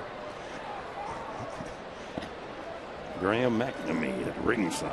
See a big-time announcer? Yeah, that's going way back. Yeah. I like going way back. Venable slices it down the line and into foul territory. Yeah, the best of all time, of course, was the great tenor voice of Don Dunphy, who was the voice of boxing for 6 decades. Wonderful man. 6 decades. 6 decades. He called championship fights. The old Friday night, you'd sit down next to the radio for the Friday night fights. The whole family would just envision the action, as Dunphy called it, blow by blow. 2 strikes on Venable.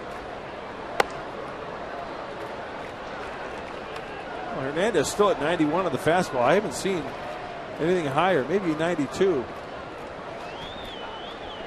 Mark, he used to reach back and even touch 97, 98 miles an hour. That's what shocks me about the fastball velocity. Fouled at the plate.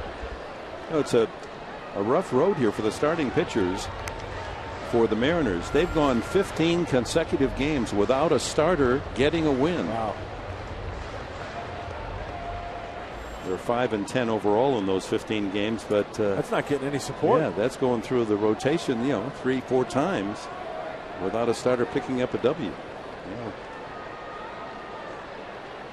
Hernandez is working on one with a 5-1 lead and another strikeout for King Felix.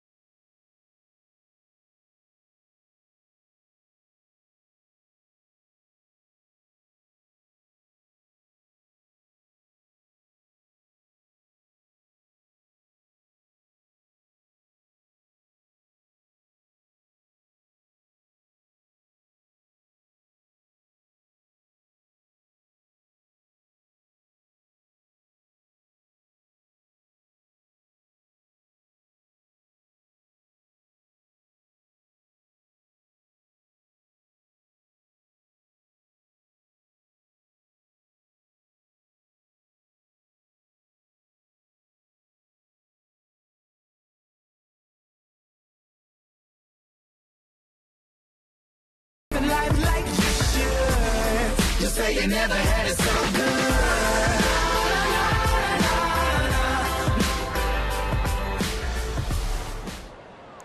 good. Well, you never had it so good. Last night that applied, but tonight it's the Seattle Mariners enjoying a 5-1 lead. As we go to the 6th inning, Jason Marquis has struck out 6, walked 3. And of the 5 runs, 3 of those unearned. As the Mariners at bat in the 6th with a 5-1 advantage, and it's Michael Saunders. Well, Justin Smoke. Saunders has struck out in the last inning, and now Smoke, Ackley and Ryan to bat in the 6th. And the outfielders tilted toward the left field line. A little outfield shift going the opposite way. Infield stacks it up. 3 Padres on the right side with only Headley on the left, and he's not going to get that one, as that one driven to right field. Venable going back and makes the catch just before hitting the auxiliary board. Good break on the ball by Venable as Smoke smoked that line drive.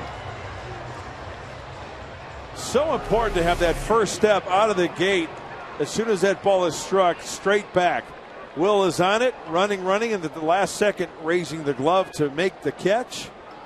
He's got a beat on it. Nicely done, Will Venable. Once again, I thought that ball was going to was hit harder. It was going to go farther. So did Smoke. Got to play that ball fearlessly, as Venable did. Ackley has been on board twice without a hit. He's been safe on an errant, scored, and walked and scored. 1-1.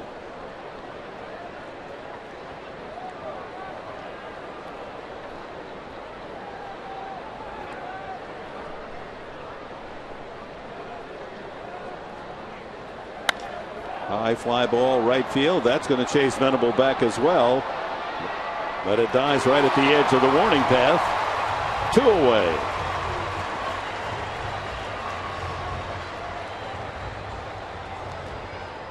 And Brendan Ryan's the hitter. Well, tomorrow, the final game of this homestand. Edinson Volquez gets the call for San Diego against Hector Noesi. We saw Noesi up in Seattle. He pitched a good game. That was the game the Padres won 1-0 on Alonso's home run. That'll finish it for interleague play this year. Padres are 7-6 coming into the game tonight in interleague action, and trying for only the 3rd time to have a winning edge against the American Leaguers. But they need to win either tonight or tomorrow night to accomplish that. Wild wave on a slider.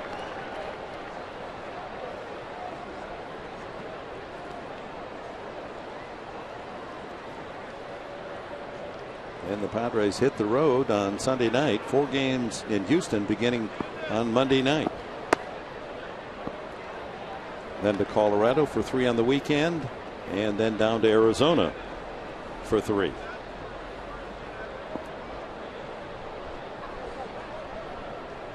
Nice comfortable 111 degrees today in Phoenix. Lovely. It's a dry heat though.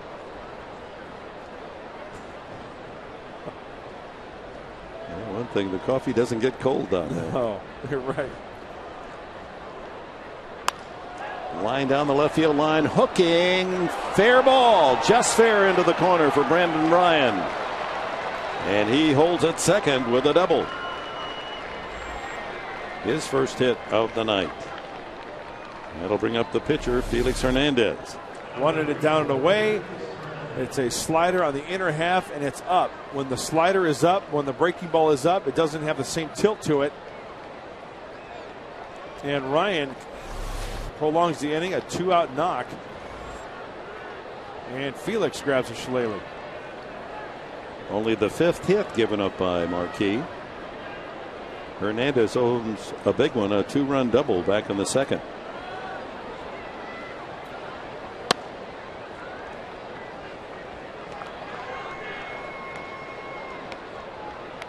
Marquis and the Padres can ill afford another run for the Mariners.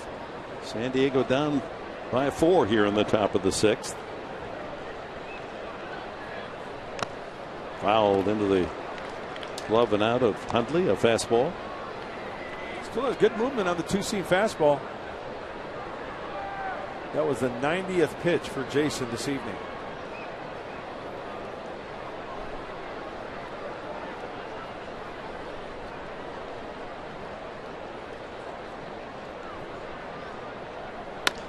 Chopped by the mound. Cabrera across to Alonso for the out. No runs, a 2-out double by Ryan, but he's left at second. It remains 5-1.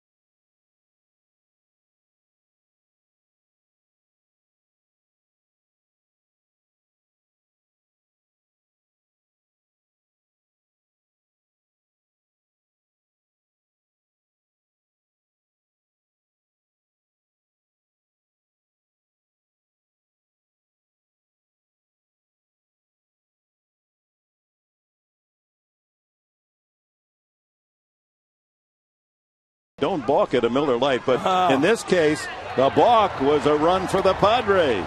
I see where you're going there, Professor. Nicely done. Maven at third base, and pitcher Hernandez did not leave the rubber in his throw to first base in the balk call. And that's the only Padre run that came after singles by Maven and Headley had placed runners at first and third. You're such a wordsmith. It's awesome. I love it. Never balk. Oh, is that precious or what? That's got to be one of the greatest shots of the year. It's an Etch-a-Sketch. He's going old school. Remember the Etch-a-Sketch? Of course. He's erasing it. Yeah. He's going to write, "I'm proud of my dad." How many people are at home watching the game and say, what in the heck is an Etch-a-Sketch? Well, go to Google and look it up. You missed part of a young person's life. And that's also a reminder, tomorrow's Army Day here, Military Sunday at Petco. So we'll look forward to saluting men and women of the U.S. Army. 1 o'clock game. Army strong. Maben singled and scored the Padres' only run, and he struck out the last time.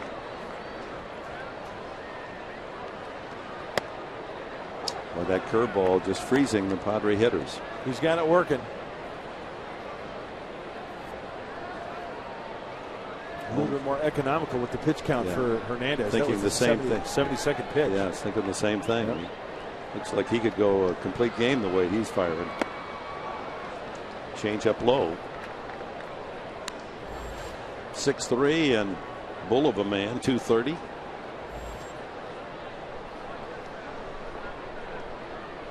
And the Mariners pitcher of the year 4 consecutive years, Hernandez, and of course the Cy Young winner 2 years ago.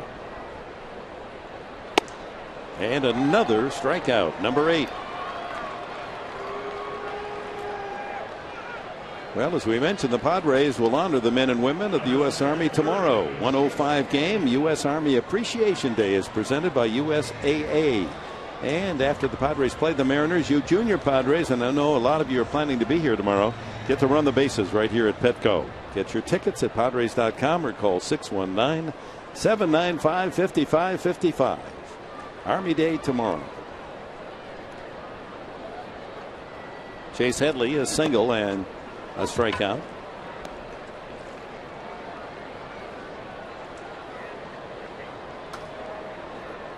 Padres have just 4 hits, all singles. Venable, Maben, Headley, and Forsythe.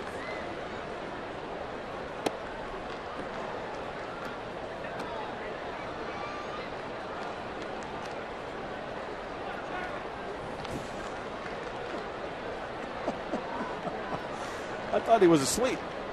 Must have woke him up.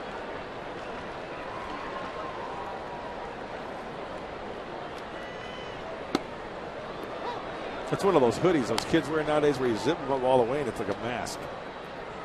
Those hoodie jackets. Yeah, you know? you'd expect to see that maybe in a colder climate. Yeah.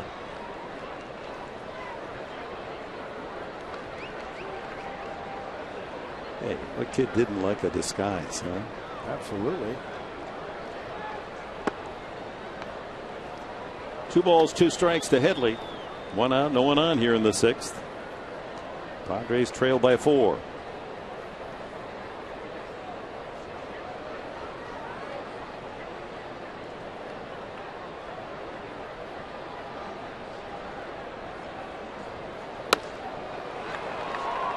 That's 3 strikeouts in a row. He got Venable to end the 5th, and now Maben and Headley go down swinging to start the 6th. 9 total for King Felix. Yeah, and at number 9, this one comes on a fastball at 93 miles an hour. He's topped out at 93 tonight. He was hovering around 91, a couple of 92s. And on the 79th pitch, he hit 93. Well, saving a little early, yeah, and then just got some gas in the tank.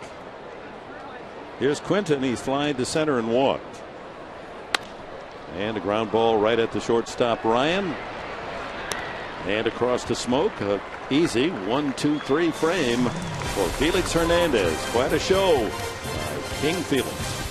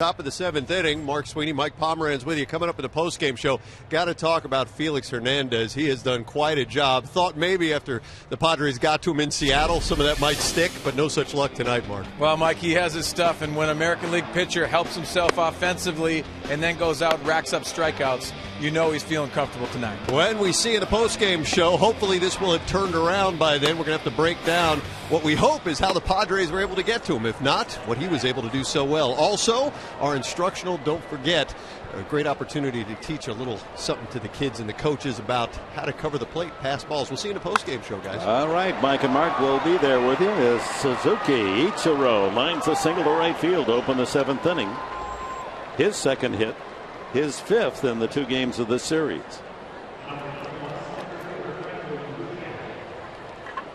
Our San Diego County Credit Union factoid for this Saturday night. Most career 4-hit games. Active players, Ichiro, 48 times he's had a 4-hit game. Derek Jeter in his great career, 43. Hit machine. And he loves hitting at Petco Park, Ichiro.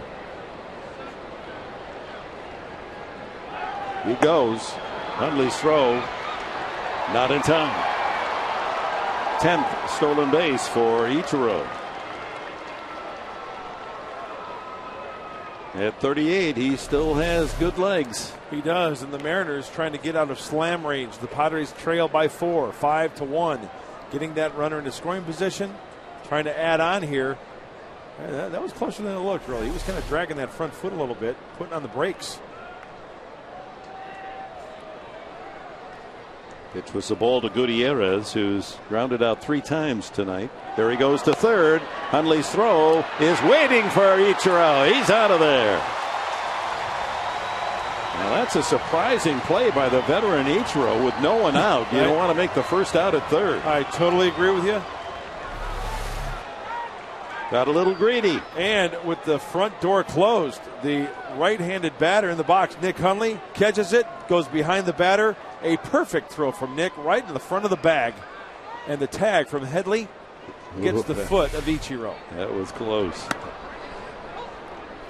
It took a perfect throw, didn't it? It did indeed, and even at that, it was bang, bang. But why would you try to steal third with no one out? I guess he thought maybe Marquis just wouldn't ever expect him to be going. Gutierrez hits it high in the air to left field. Quinton giving ground. And just enough room, bracing his right hand against the scoreboard. Gutierrez flirts with another home run, hit one last night.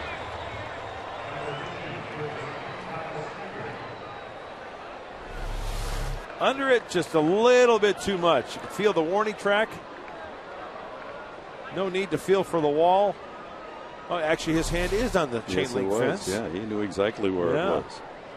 2 outs to Kyle Seager, 0 for 3 and 0 for 8 in the series.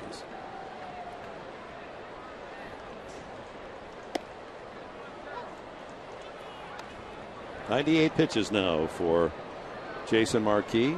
You throw out the 3 unearned runs scored by the Mariners back in the 2nd inning, and we're working on a 2-1 game, and Marquis giving a quality start.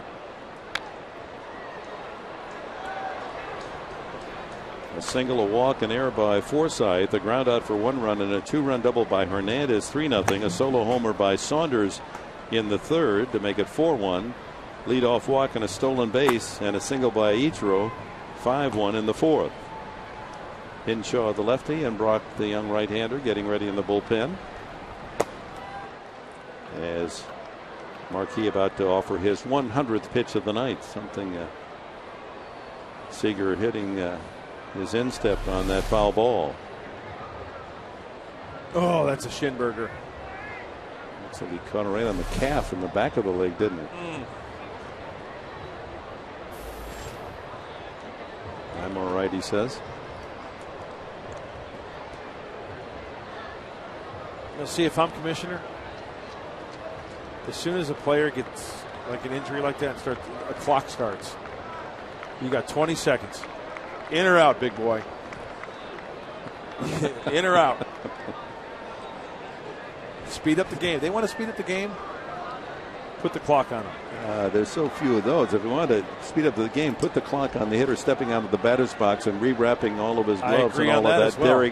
The Derek Jeter rule. I mean, come on. How many times do you have to tighten up the batting gloves? Step out of the batter's box.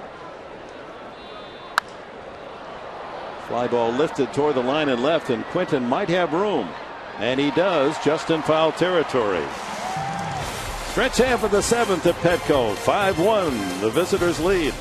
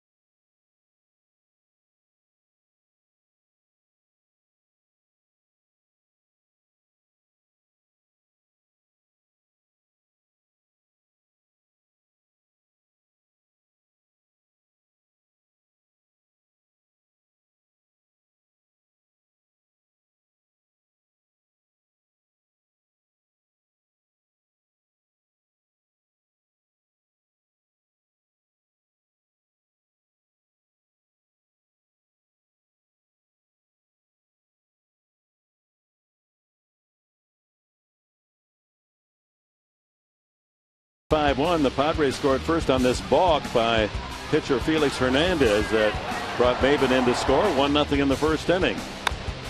But then the Mariners came back, a ground ball out, tied at 1-1, and then Felix Hernandez doubles down the right field corner to drive in 2. Saunders clips the pipe on the foul pole to make it 4-1, and Ichiro drives in the 5th run with a single to right field.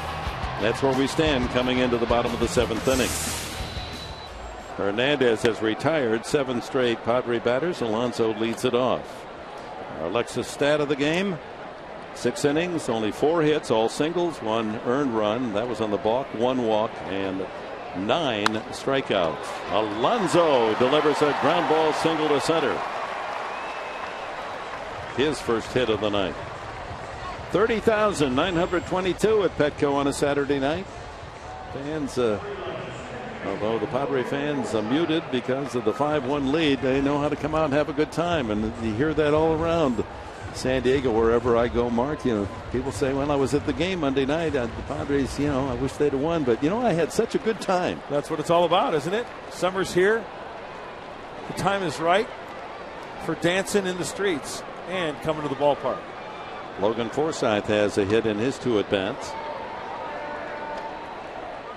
Try to get into that 5-1 lead that the Seattle Mariners are enjoying.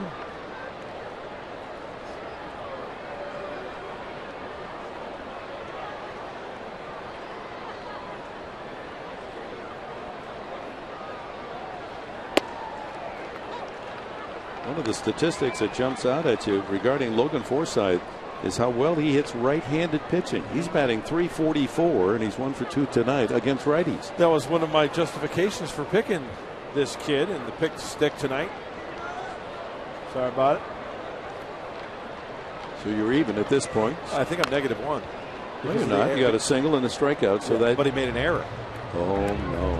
Yeah. A very costly one. Oh, do you lose 3 points? How honest am I? Oh, of course. I'd be a great student, wouldn't I? Yeah. So do you lose 3 points or only 1 on the error, since there's 3 unearned runs? You lose 1 point. Oh, okay. Well, he can make up for it right here. What if he blasts one off the left field wall? How about over the left field wall? Oh, that's a 6-pointer. Well, no, be 7 with a man out. If wishes were fishes, huh? Oh, yeah. Oh, yeah, what? My wall would be covered with them. Yeah. Big old barracudas and swordfish. Piranhas. Perch. Outside, 2-2. That looked like a cut fastball at 92. Sometimes that ball will cut away from the right-hander into the lefty. Try to avoid that sweet spot. Can't imagine you being a fisher. I like to fish. Do you? Mm-hmm. Haven't baited the hook in quite a while, though. I need to get out. Did he go? No, says first base umpire Mark Carlson on a curveball. Just did check. And the count goes full. I'm saying this is going to be close. Oh, I thought he went. I do have to say, Logan, if you would have hit that, it would have been a double. Got to be strong to even hold that swing back. In fact, here's a little nugget for you. This is the first full count tonight for Felix Hernandez. Well, he's walked only one man. Full count. Alonso at first, no one out here in the 7th. Good cut at that one.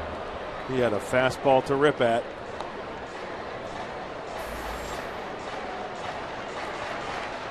Well, the Dodgers won tonight, snapping their 4-game losing streak, and the Giants barely won. Oakland scored a couple in the 8th inning. Giants won 9-8. San Francisco's only 3 games behind Los Angeles. They're making a move. Arizona is winning as well. There's the final of the Dodgers, 3-1 against the Angels. Arizona winning 7-2 at home in the 5th inning. They're only 6.5 back starting tonight. Full count. Struck him out. That's number 10. Got him with a changeup as he did the first time. Well, summer's here, and Saturday, July 7th, a 7:05 game. The Padres against the Cincinnati Reds, a very entertaining team, the Reds. And the first 25,000 of you will take home a new Padres beach towel.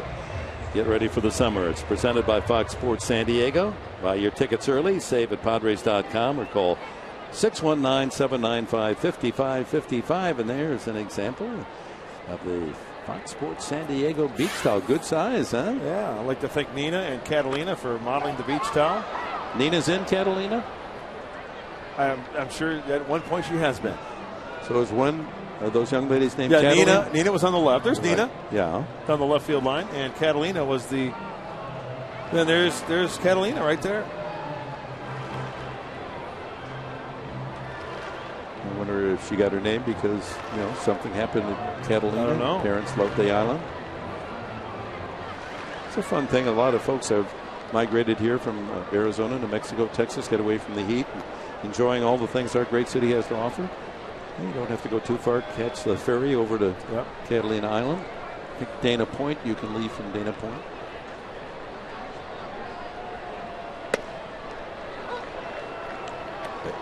Everett Cabrera struck out and grounded sharply into a double play. And he falls behind 2 strikes to Hernandez.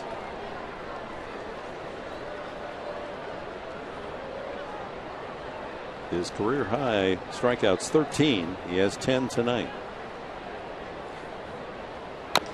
High chopper over the mound. That's going to be a very tough play and a base hit for Cabrera. Hernandez tried to make the play. Ackley couldn't get there either. So a scratch hit for Cabrera. He'll take it. So 2 on with 1 out. Hundley, the scheduled hitter. It looks like a little help from home plate. Got the trampoline effect there. Everybody is safe. Mark Kotze is going to bat for Hundley. You got to get that tying run to the plate.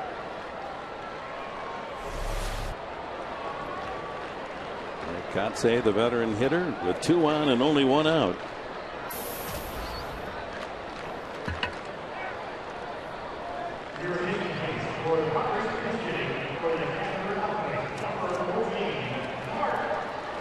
Along with Jesus Guzman. Katze, 1-2 punch. As the Padres have been right up with the leaders all season long in pinch hitting. He's hitting .344 as a pinch hitter, 4 for 14. And there's his career numbers against Hernandez, a solid .318.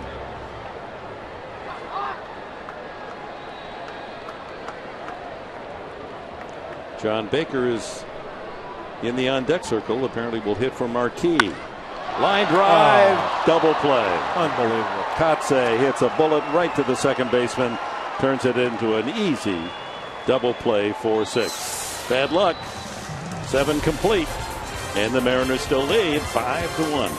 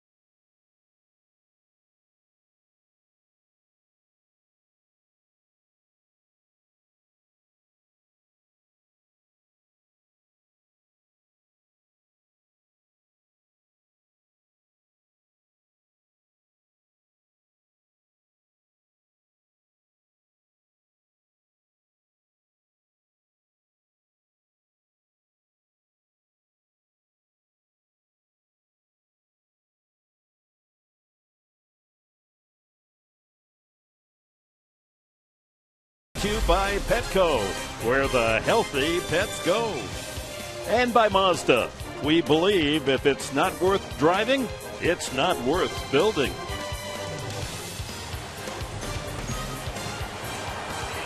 Beautiful night on this Saturday in downtown San Diego. Quiet now, and of course when these almost 31,000 fans leave the game tonight, they'll enjoy many fine eateries and watering holes. And the new pitcher is Brad Brock, now in his 26th game of the season. Looking for his first major league win. He's allowed opposing hitters to bat .244. And the first man he's going to face is Jesus Montero. Well, they're already having some fun over in that section. Yeah, can't beat fun at the old ballpark. Having some social sparklers and just taking in a big league ball game. Well, your mom Sue is here for the week, and your dad. Yeah. Now, when you were little, did you play catch? I mean, was she ever your catcher, your mom? I don't know if I ever played catch with my mom before. We tossed it around maybe a little bit when Dad was. I was anxious to go play catch with my dad, waiting for him to get home from work. Yeah. So Mom grabbed the glove a couple of times and tossed it around like I think a little bit. All of us, when we didn't throw it that hard, moms were there right. to support our interest in this great game. She always had my uniform clean. Always took me to practice, and then my dad from work would go to practice, and then I'd go home with my dad. Jesus Montero leads it off in the 8th inning. He has struck out twice and grounded sharply to third against Marquis. Nubs that one foul. Well, Montero's mother was a star catcher on Venezuela's national softball team. No kidding. That's great. How about that? I guess he had no choice but to be a catcher.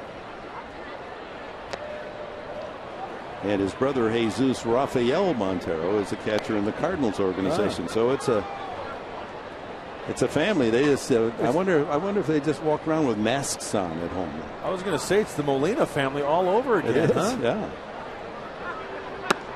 Outside, 2-2. Well, remember how Jason Marquis put away Montero with the first 2 at bats. Sliders down and away. Well, he's got 2 balls, 2 strikes. Let's see if he throws a slider here. Outside, John Baker comes in for Hundley and will bat 9th. He'll lead off the bottom of the 8th inning.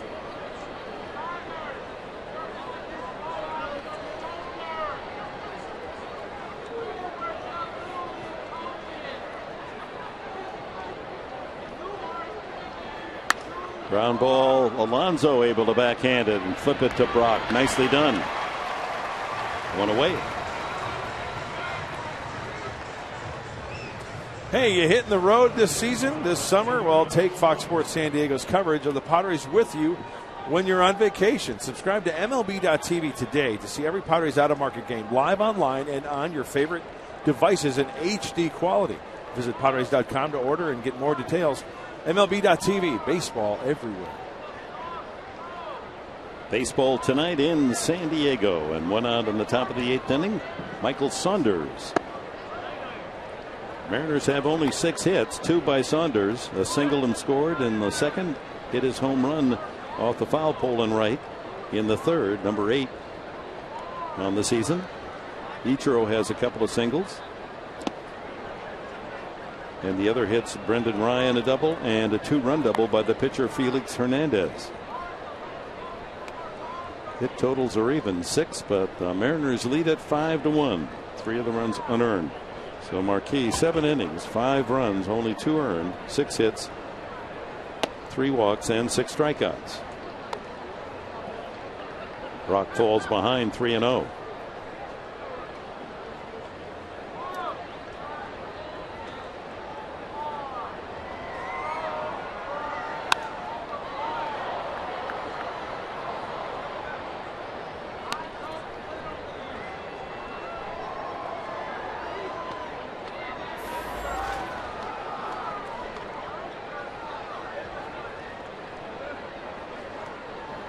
Three balls and a strike.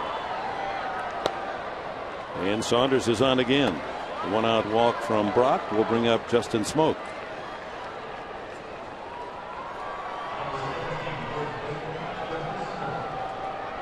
Well, activity always busy, of course, on a Saturday in baseball. Carlos Lee, see him in the 4-game series coming up in Houston. Single and a double and a couple of ribbies. 8-1 win over the Indians. Brandon Belt, the young outfielder, first baseman for the Giants, a single and a home run as they outscored the A's 9-8, the Giants. And Jim Thome, the veteran, walk-off home run. Phillies beat the Rays. Jim Thome, he knew the way around the bases. Yes, he does. Tied for 7th now with Sammy Sosa in the home run list.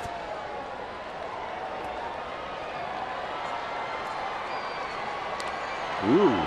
Didn't slide, and he almost was tagged out before he hopped on the bag. Saunders, who has a steal tonight, his 11th of the season. Smoke has walked and scored, popped up and lined to right field. That was the play that Venable made right into the auxiliary scoreboard. Strike.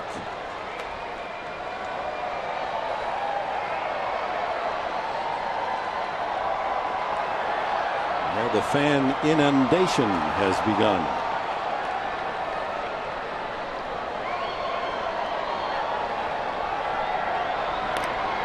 Soaking themselves in a wave. Yeah. Oh, how I love the wave. It's so baseball. It's so American pastime. It's so ridiculous. Inside. Didn't it actually start in soccer? Yeah, they called it I think the Mexican soccer fans were credited with starting that way. But it's commonplace in all the what they call football over there in Europe and around the world. Runner goes. Throw by Baker. Not in time. Saunders has his 2nd steal and his 12th of the season. Well, John Baker's been sitting on the bench all night, right? So he's got to strap on the gear, get behind home plate, and get that arm loose, just almost like a relief pitcher.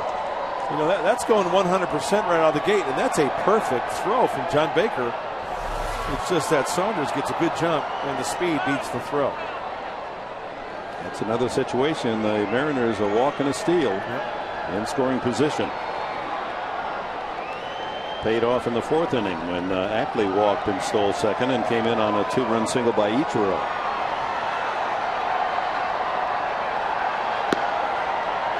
And the count goes 2-2 on Justin Smoke.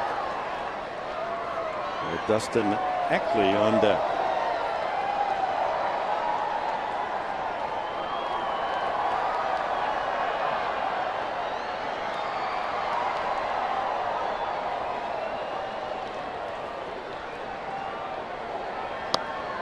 Strike 3 on a changeup.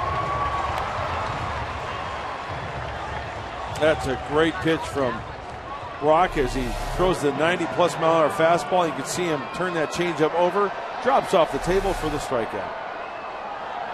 Hope you'll join us tomorrow, Military Day, and we salute the U.S. Army on Fox Sports San Diego, 12 o'clock for Padres Live. It'll be Edinson Volquez looking for his 4th win of the year. Hector Noesi, who is 2-8, will be the pitcher for Seattle. And stay with us right after the final out today. As Mike and Mark will have all the action around baseball and simulate all of the developments in this game tonight.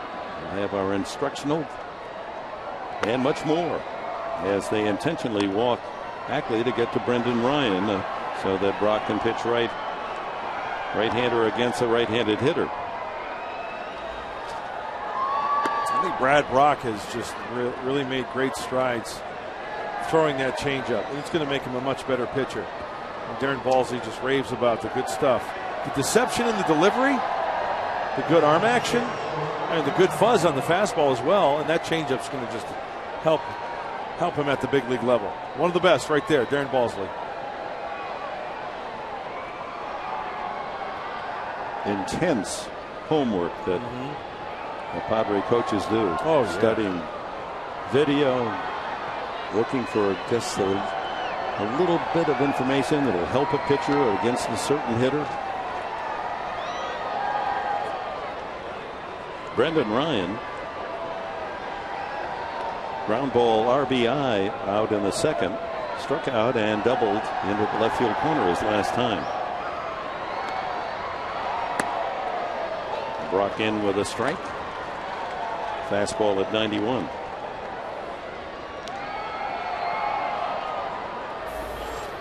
King Felix on deck. He might go for the CG tonight, huh? Complete game. Looks as if he might. Helping his own cause, as Clayton Richard did last night with a 2-run double. Although there is action in that M bullpen.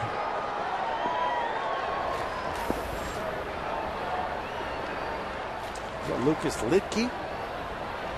Yes, it is.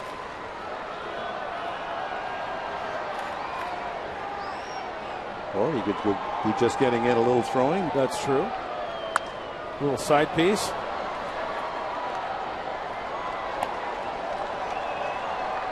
Hernandez hasn't thrown that many pitches. He's at 94.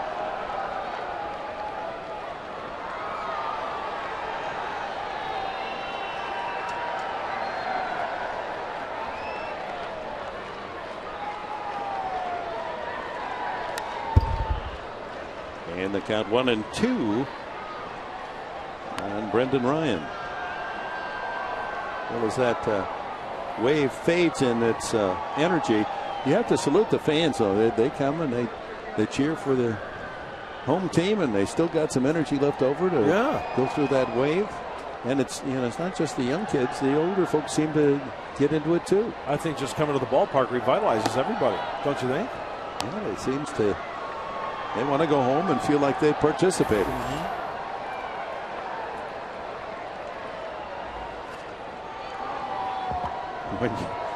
One year it even struck at Wimbledon, the hallowed grounds of center court. The All England club, the wave emanated. Oh, really? Yeah.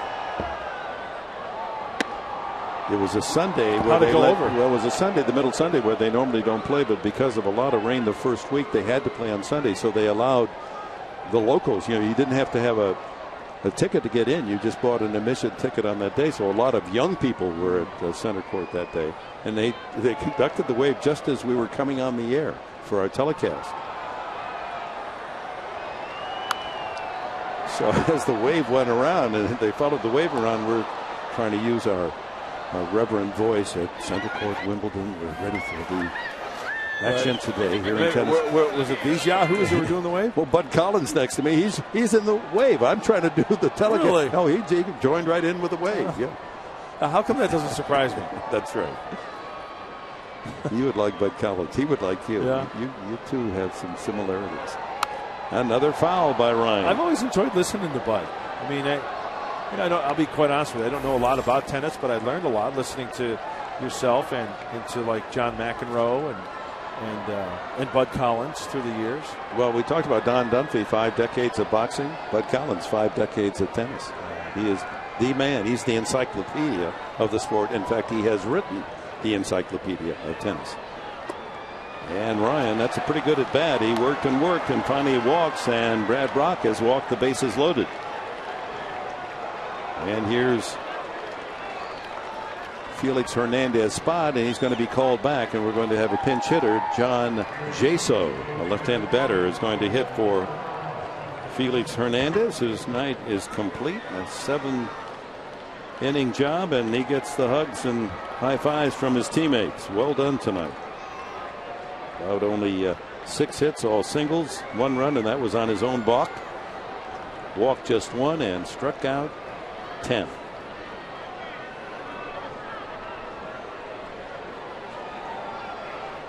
So with 2 out, Brock trying to pitch out of bases loaded walks. Jaso, a .267 hitter with a couple of home runs. That didn't quite catch the outside corner.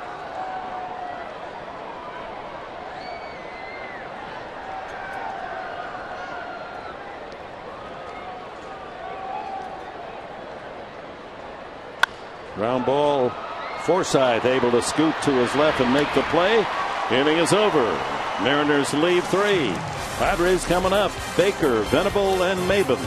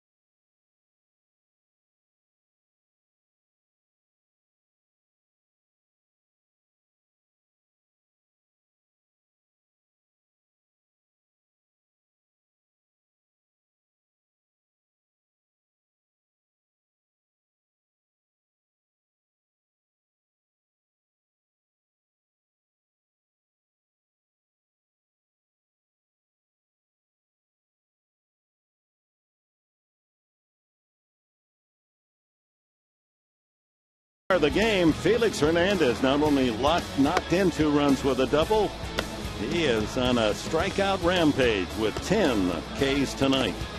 Overpowering the Padres with a fastball and a dazzling curve as he seeks his 5th win of the year. Harris Jr. star of the game. He leaves after 7 innings of 6-hit ball, 1 run, and that was on a balk. Lucas Litke, left-hander, Milwaukee draft pick 4 years ago in the 21st round. 25-year-old lefty from Industry, Texas. John Baker starts it for the Padres. First pitch swinging, and second baseman Knackley throws him out. Dick, you were right about Felix Hernandez. It just wasn't one pitch. Sure, he struck out some hitters with the fastball. He struck some out with the changeup as well. But the curveball was working tonight. And now Litke and the bullpen for the M's have a 4-run cushion. Chris Denorfia enters the game as a pinch hitter. Denorfia with a 10-game hitting streak.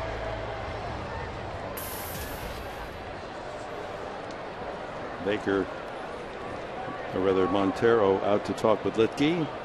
Baker out 4-3. Denorfia Kevin Acey's featured story in the UT this morning on Denorfia, and yeah, I saw that. High praise of Denorfia's all-out hustle, and Acey saying, why not him for an all-star? Yeah, I see where he's coming from. I like the article. It said a lot about Chris, and we've seen that firsthand as a Padre.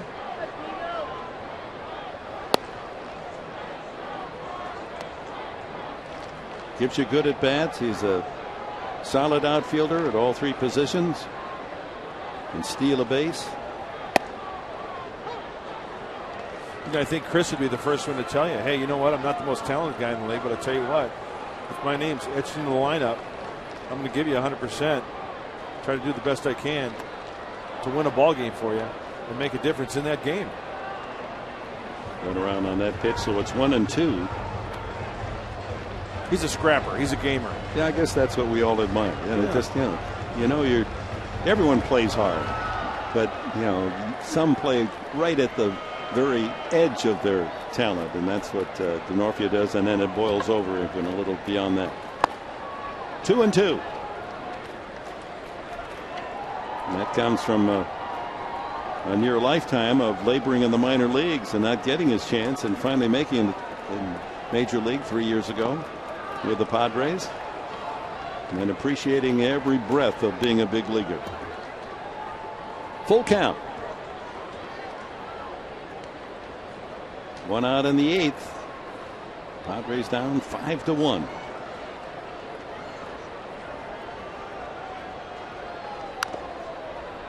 Still alive.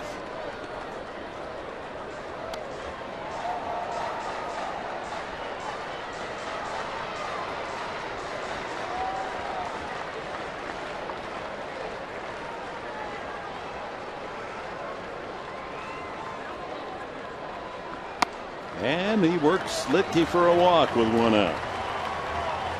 So his 10-game hitting streak was still alive. As the walk doesn't count against him, and with 1 out, here comes Eric Wedge, the manager, and he's going to make another pitching change. A right-hander is warming up in the bullpen. Looks as if he's going to go to Brandon League, who was the closer and was demoted this year, trying to win that spot back. Here comes League. Out goes Litke with 1 out, 1 on in the 8th inning. We'll take a break.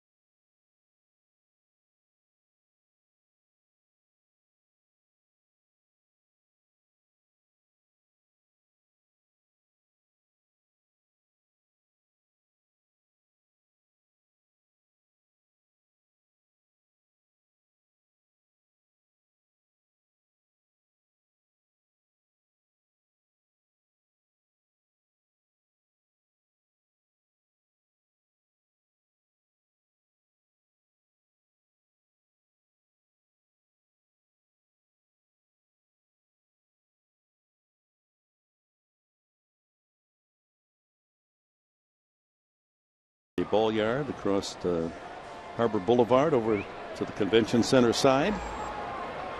Maben swinging at the first pitch and fouls it away. Brandon League, all-star last year in the American League, finished with 37 saves. There are his numbers this year. Yeah, Brandon League throws a fastball, a split, and a slider. Pretty much fastball split repertoire from the right-hander. And at times he can struggle with the control. You see 15 walks in 31 innings of work. He's the Mariners' tat man. Yeah, he's got that going too. On the neck, on the arms.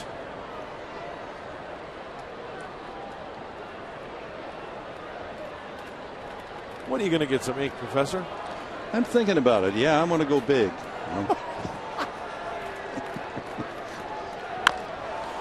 Rolled off the foot of Maben. That's a foul ball. I'm thinking of one of those big old dragon ones that start, way up in your back and curl all the way around. Yeah, right down to the left heel. Swinging a bat. That would be awesome. Yeah, it would be swinging a bat and fire coming out of his nostrils. Yeah. And then it could swing under the armpits, the fire part, so it comes out to the front. I just can't find the artist to do the work. That looks like a tiger on his right forearm. I saw a tail there.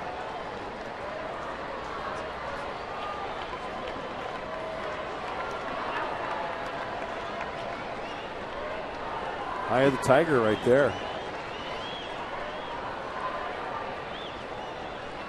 2 balls and 2 strikes. And down goes Maben. League with his first strikeout, and Maben's been punched out 3 times tonight after a single in the first inning. League's got a good fastball. That was at 94. He can hump it up to about 97. And that's 97 with movement. 2-seam action coming right at you. Apparently, if League took off his jersey, on his back, he has his name tattooed as if it was on the back of his jersey. So, really? Yeah, he could just come out there, don't even need the equipment. Interesting. That's just a report. I mean, that he has League tattooed right where it is on his uniform, but on his back. Right. That way he never gets lost. He knows who he is, where he is. Chase Headley, a single, and he struck out a couple of times. 2 out. Denorfia still at first base here in the 8th. Padres silenced by some tough pitching tonight. Felix Hernandez, Litke, and now League. And there's a broken bat looper into left field, and Headley has a base hit. Inning still alive. Denorfia to second. And that brings up Carlos Quinton with 1 swing. The big man could put the Padres right back in this one. Headley's second hit. Snappy happy on the shillelagh off the end of the bat. That bat snaps, but Chase Headley will gladly take that base hit to left field. Didn't exactly tattoo that one, but no, he did. It counts as a base hit. That's good. I like that. Hey, hits are hard enough to come by, right? Take them any way you can get them. Here's Quinton. Fly to center, walked and grounded to short. Well, he's a fastball hitter and a fastball pitcher on the mound.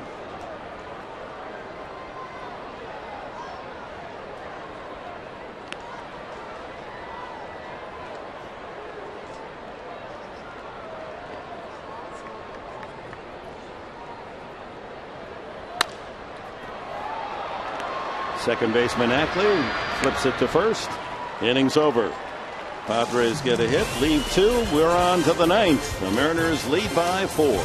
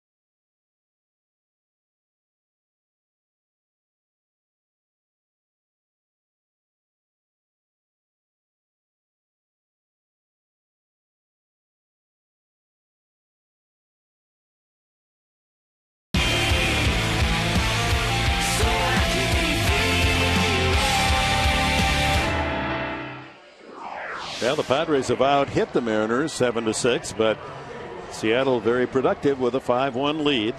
And it all started with 3 unearned runs, 3 unearned in the second inning. Alex Henshaw will work the 9th inning for San Diego and face the top of the order. Suzuki, Gutierrez, and Seager. Henshaw, tough on the hitters, .214 their batting average against the Southpaw's offerings. And last time out for Alex was against Texas. He did not record an out. He came in to face a lefty and he walked, and that was in the 6th inning when the Rangers were in town. Actually, it was Craig Gentry who came in. Denarthia stays in the game in right field, making sure that he's stretched out in case he has to sprint after a drive.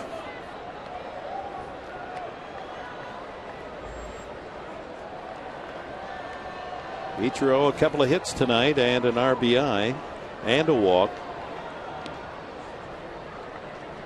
Was on base 4 times last night, 3 hits and safe on an error.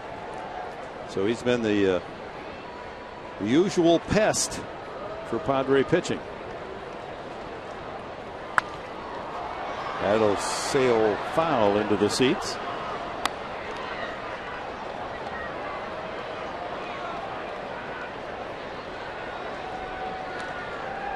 Hey, even with a broken wrist, guy's going home with a foul ball.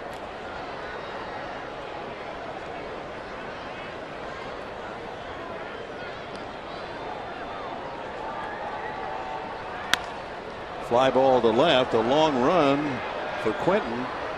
And he just does get to the wall and makes the catch as he slams into the barrier. There's some padding there, but never too much. Hey, that's not an easy play. It's not hit high enough to where Carlos Quentin can camp under it, so it's on the run. And then you've got to turn on the brakes after catching it so you don't go barreling over. Hey, that's a nice hit and roll. Rather than going over, hitting it, rolling. Does he give it to the young kid there? No, he tossed it back into play. He's concentrating on trying to catch that baseball. Yeah.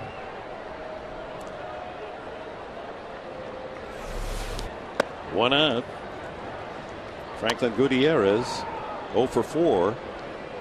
3 ground outs and a long out to left field. He's hit the ball hard twice tonight. A sharp ground ball to short and the long out to left. But that's 0 for 4. He was 4 for 4 last night.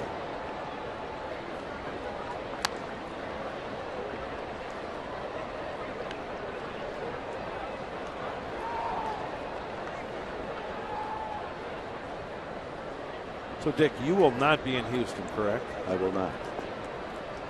In fact, I'll join you in Arizona for the 3-game series there. There's a base hit. Gutierrez wide of shortstop. His first hit tonight and a pretty good series. 5 hits in 2 games, as does Ichiro. Kyle Seager 0 for 4. Elevated fastball from Henshaw.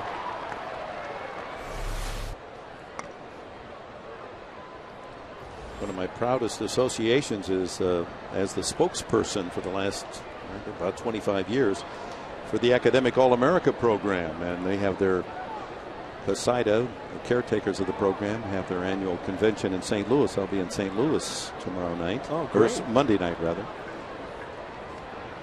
As they honor the Academic All-America Hall of Fame inductees for this year. It will include Dr. Arnie Duncan, the Secretary of State, who is a terrific basketball player at Harvard.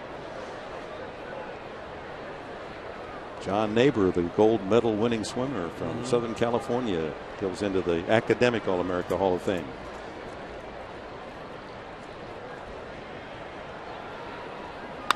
High fly ball, right field, Denarthia there. 2 away. Is the Hall of Fame itself in St. Louis? No, it's just that at their annual convention, the sports information directors from every school, university, and college around the country, they meet, and then this is part of the gala celebration that they induct a new class of Academic All-America, the Hall of Famers. In other words, they had to be an Academic All-America as a player, which meant they were a great player, great student, and then 10 years after they left school, they had to contribute significantly to society, and it's really the creme de la creme of athletics. First pitch just misses to Jesus Montero. He's 0 for 4 tonight.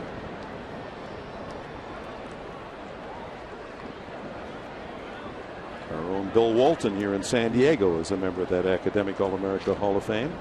There's about 100 men and women that have been so honored.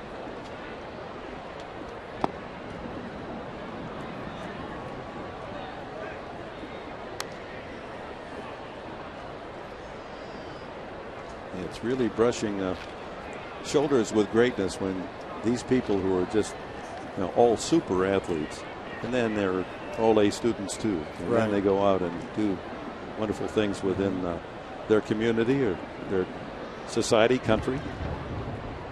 2-0. So there's a pretty good chance that I won't be receiving that award soon. Not yet, but I'm pulling for you. Joe Girardi, the Yankee skipper, is an Academic All-America Hall of Fame. Northwestern,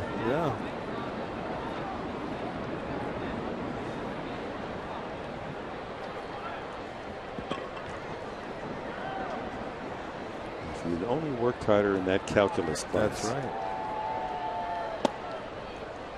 Strike called, 3-1. 2 out here in the top of the 9th.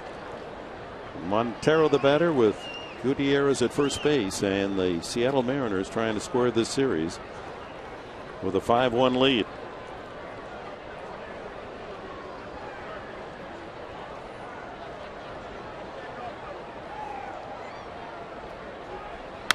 Ooh, ripped up the middle, and the second baseman. Oh, that's a good play by Forsythe. Quick hands on the backhand, position just right to take a hit away from Montero. Last call coming up for the Padres.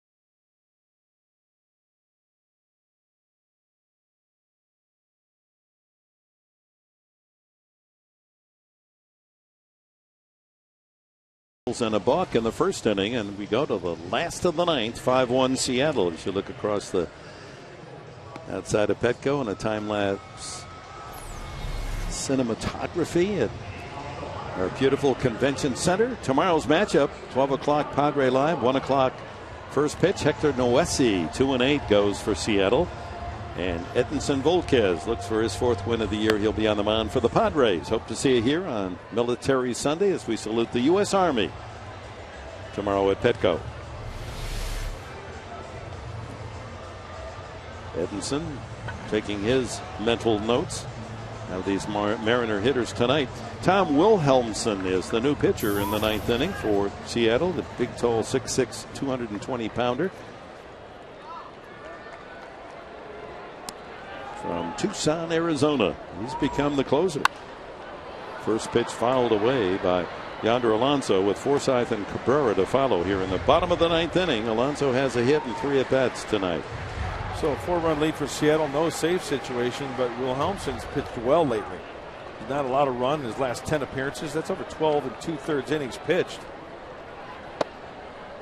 The right-hander from the old Pueblo throws a fastball, curve, and a change. High 90s on the heater. Came up as a rookie last year and worked in 25 games. Was 2-0, no saves. Ground ball into left field, and Alonso has a couple of base hits tonight. And the Padres, the last 3 innings, have gotten the leadoff man on, but unable to move him around. Well, you don't have to try to turn on that 98, 99 mile an hour fastball. Alonso does a nice job of taking it to the 5.5 hole. Even though they're playing him off the line, that ball hit sharply, and the Padres have a runner aboard. Forsythe struck out, single to left, and struck out again. That facing Hernandez. Fastball outside at 95.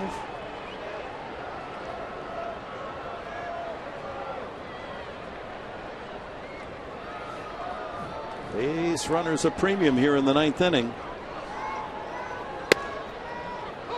Takes a strike.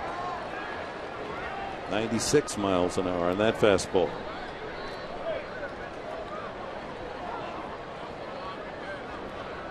He was a Milwaukee draft pick. The Brewers took him in the 7th round 10 years ago. So he's worked his way into the big leagues. He was out of baseball from 2004 to 2008. He was bartender. Never gave up the dream. Now at age 28, here he is as the closer for the Mariners. Yeah, it's quite a remarkable story because he dealt with some off-field issues as well, and you really have to respect him because bouncing back and making a serious change in his life to get to this level, you really have to commend him. Yeah, he signed and played 2003 in Arizona League, Rookie League. And he didn't pitch again in professionally to 2009.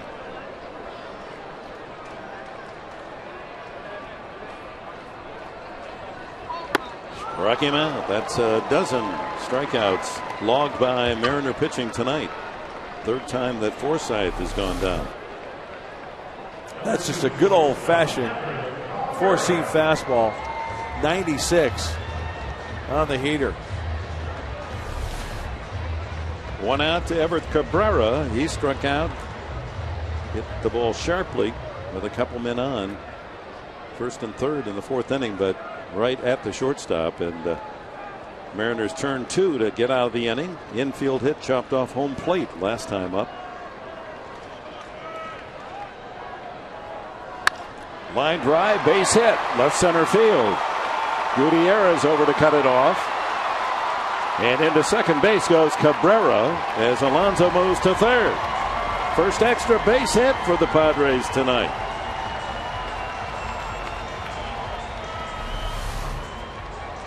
You see the approach of these Padre hitters late in the game. Wilhelmsen throws hard. Why try to pull it? Alonso takes him the opposite way. Cabrera the opposite way for extra bases. Trying to get that tying run to the plate, and for Everett, his 10th double of the year.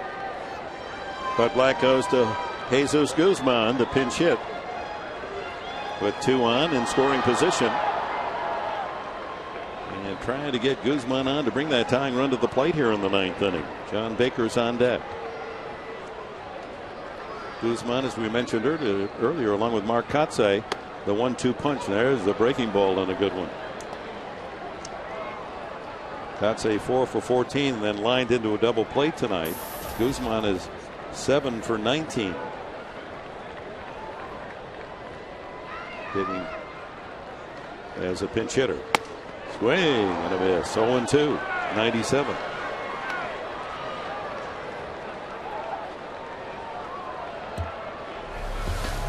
Coming right at him. Even missing with location, cannot catch up to that high fastball.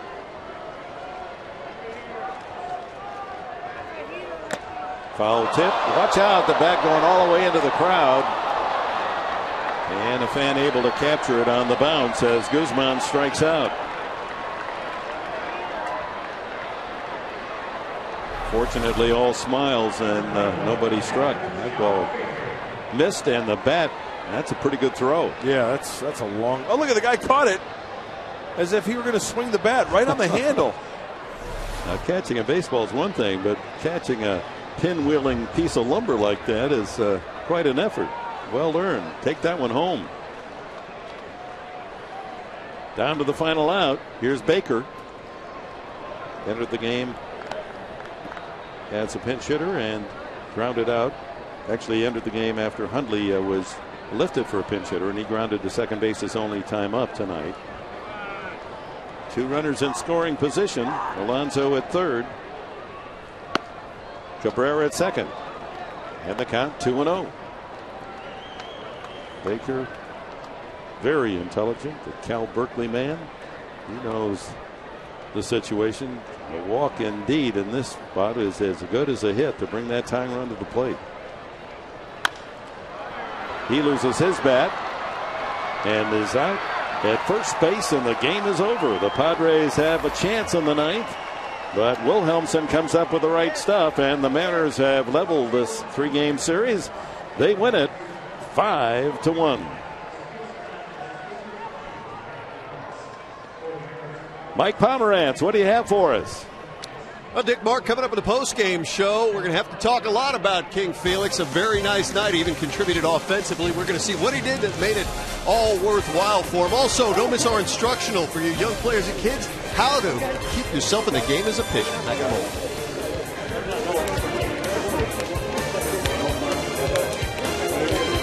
home.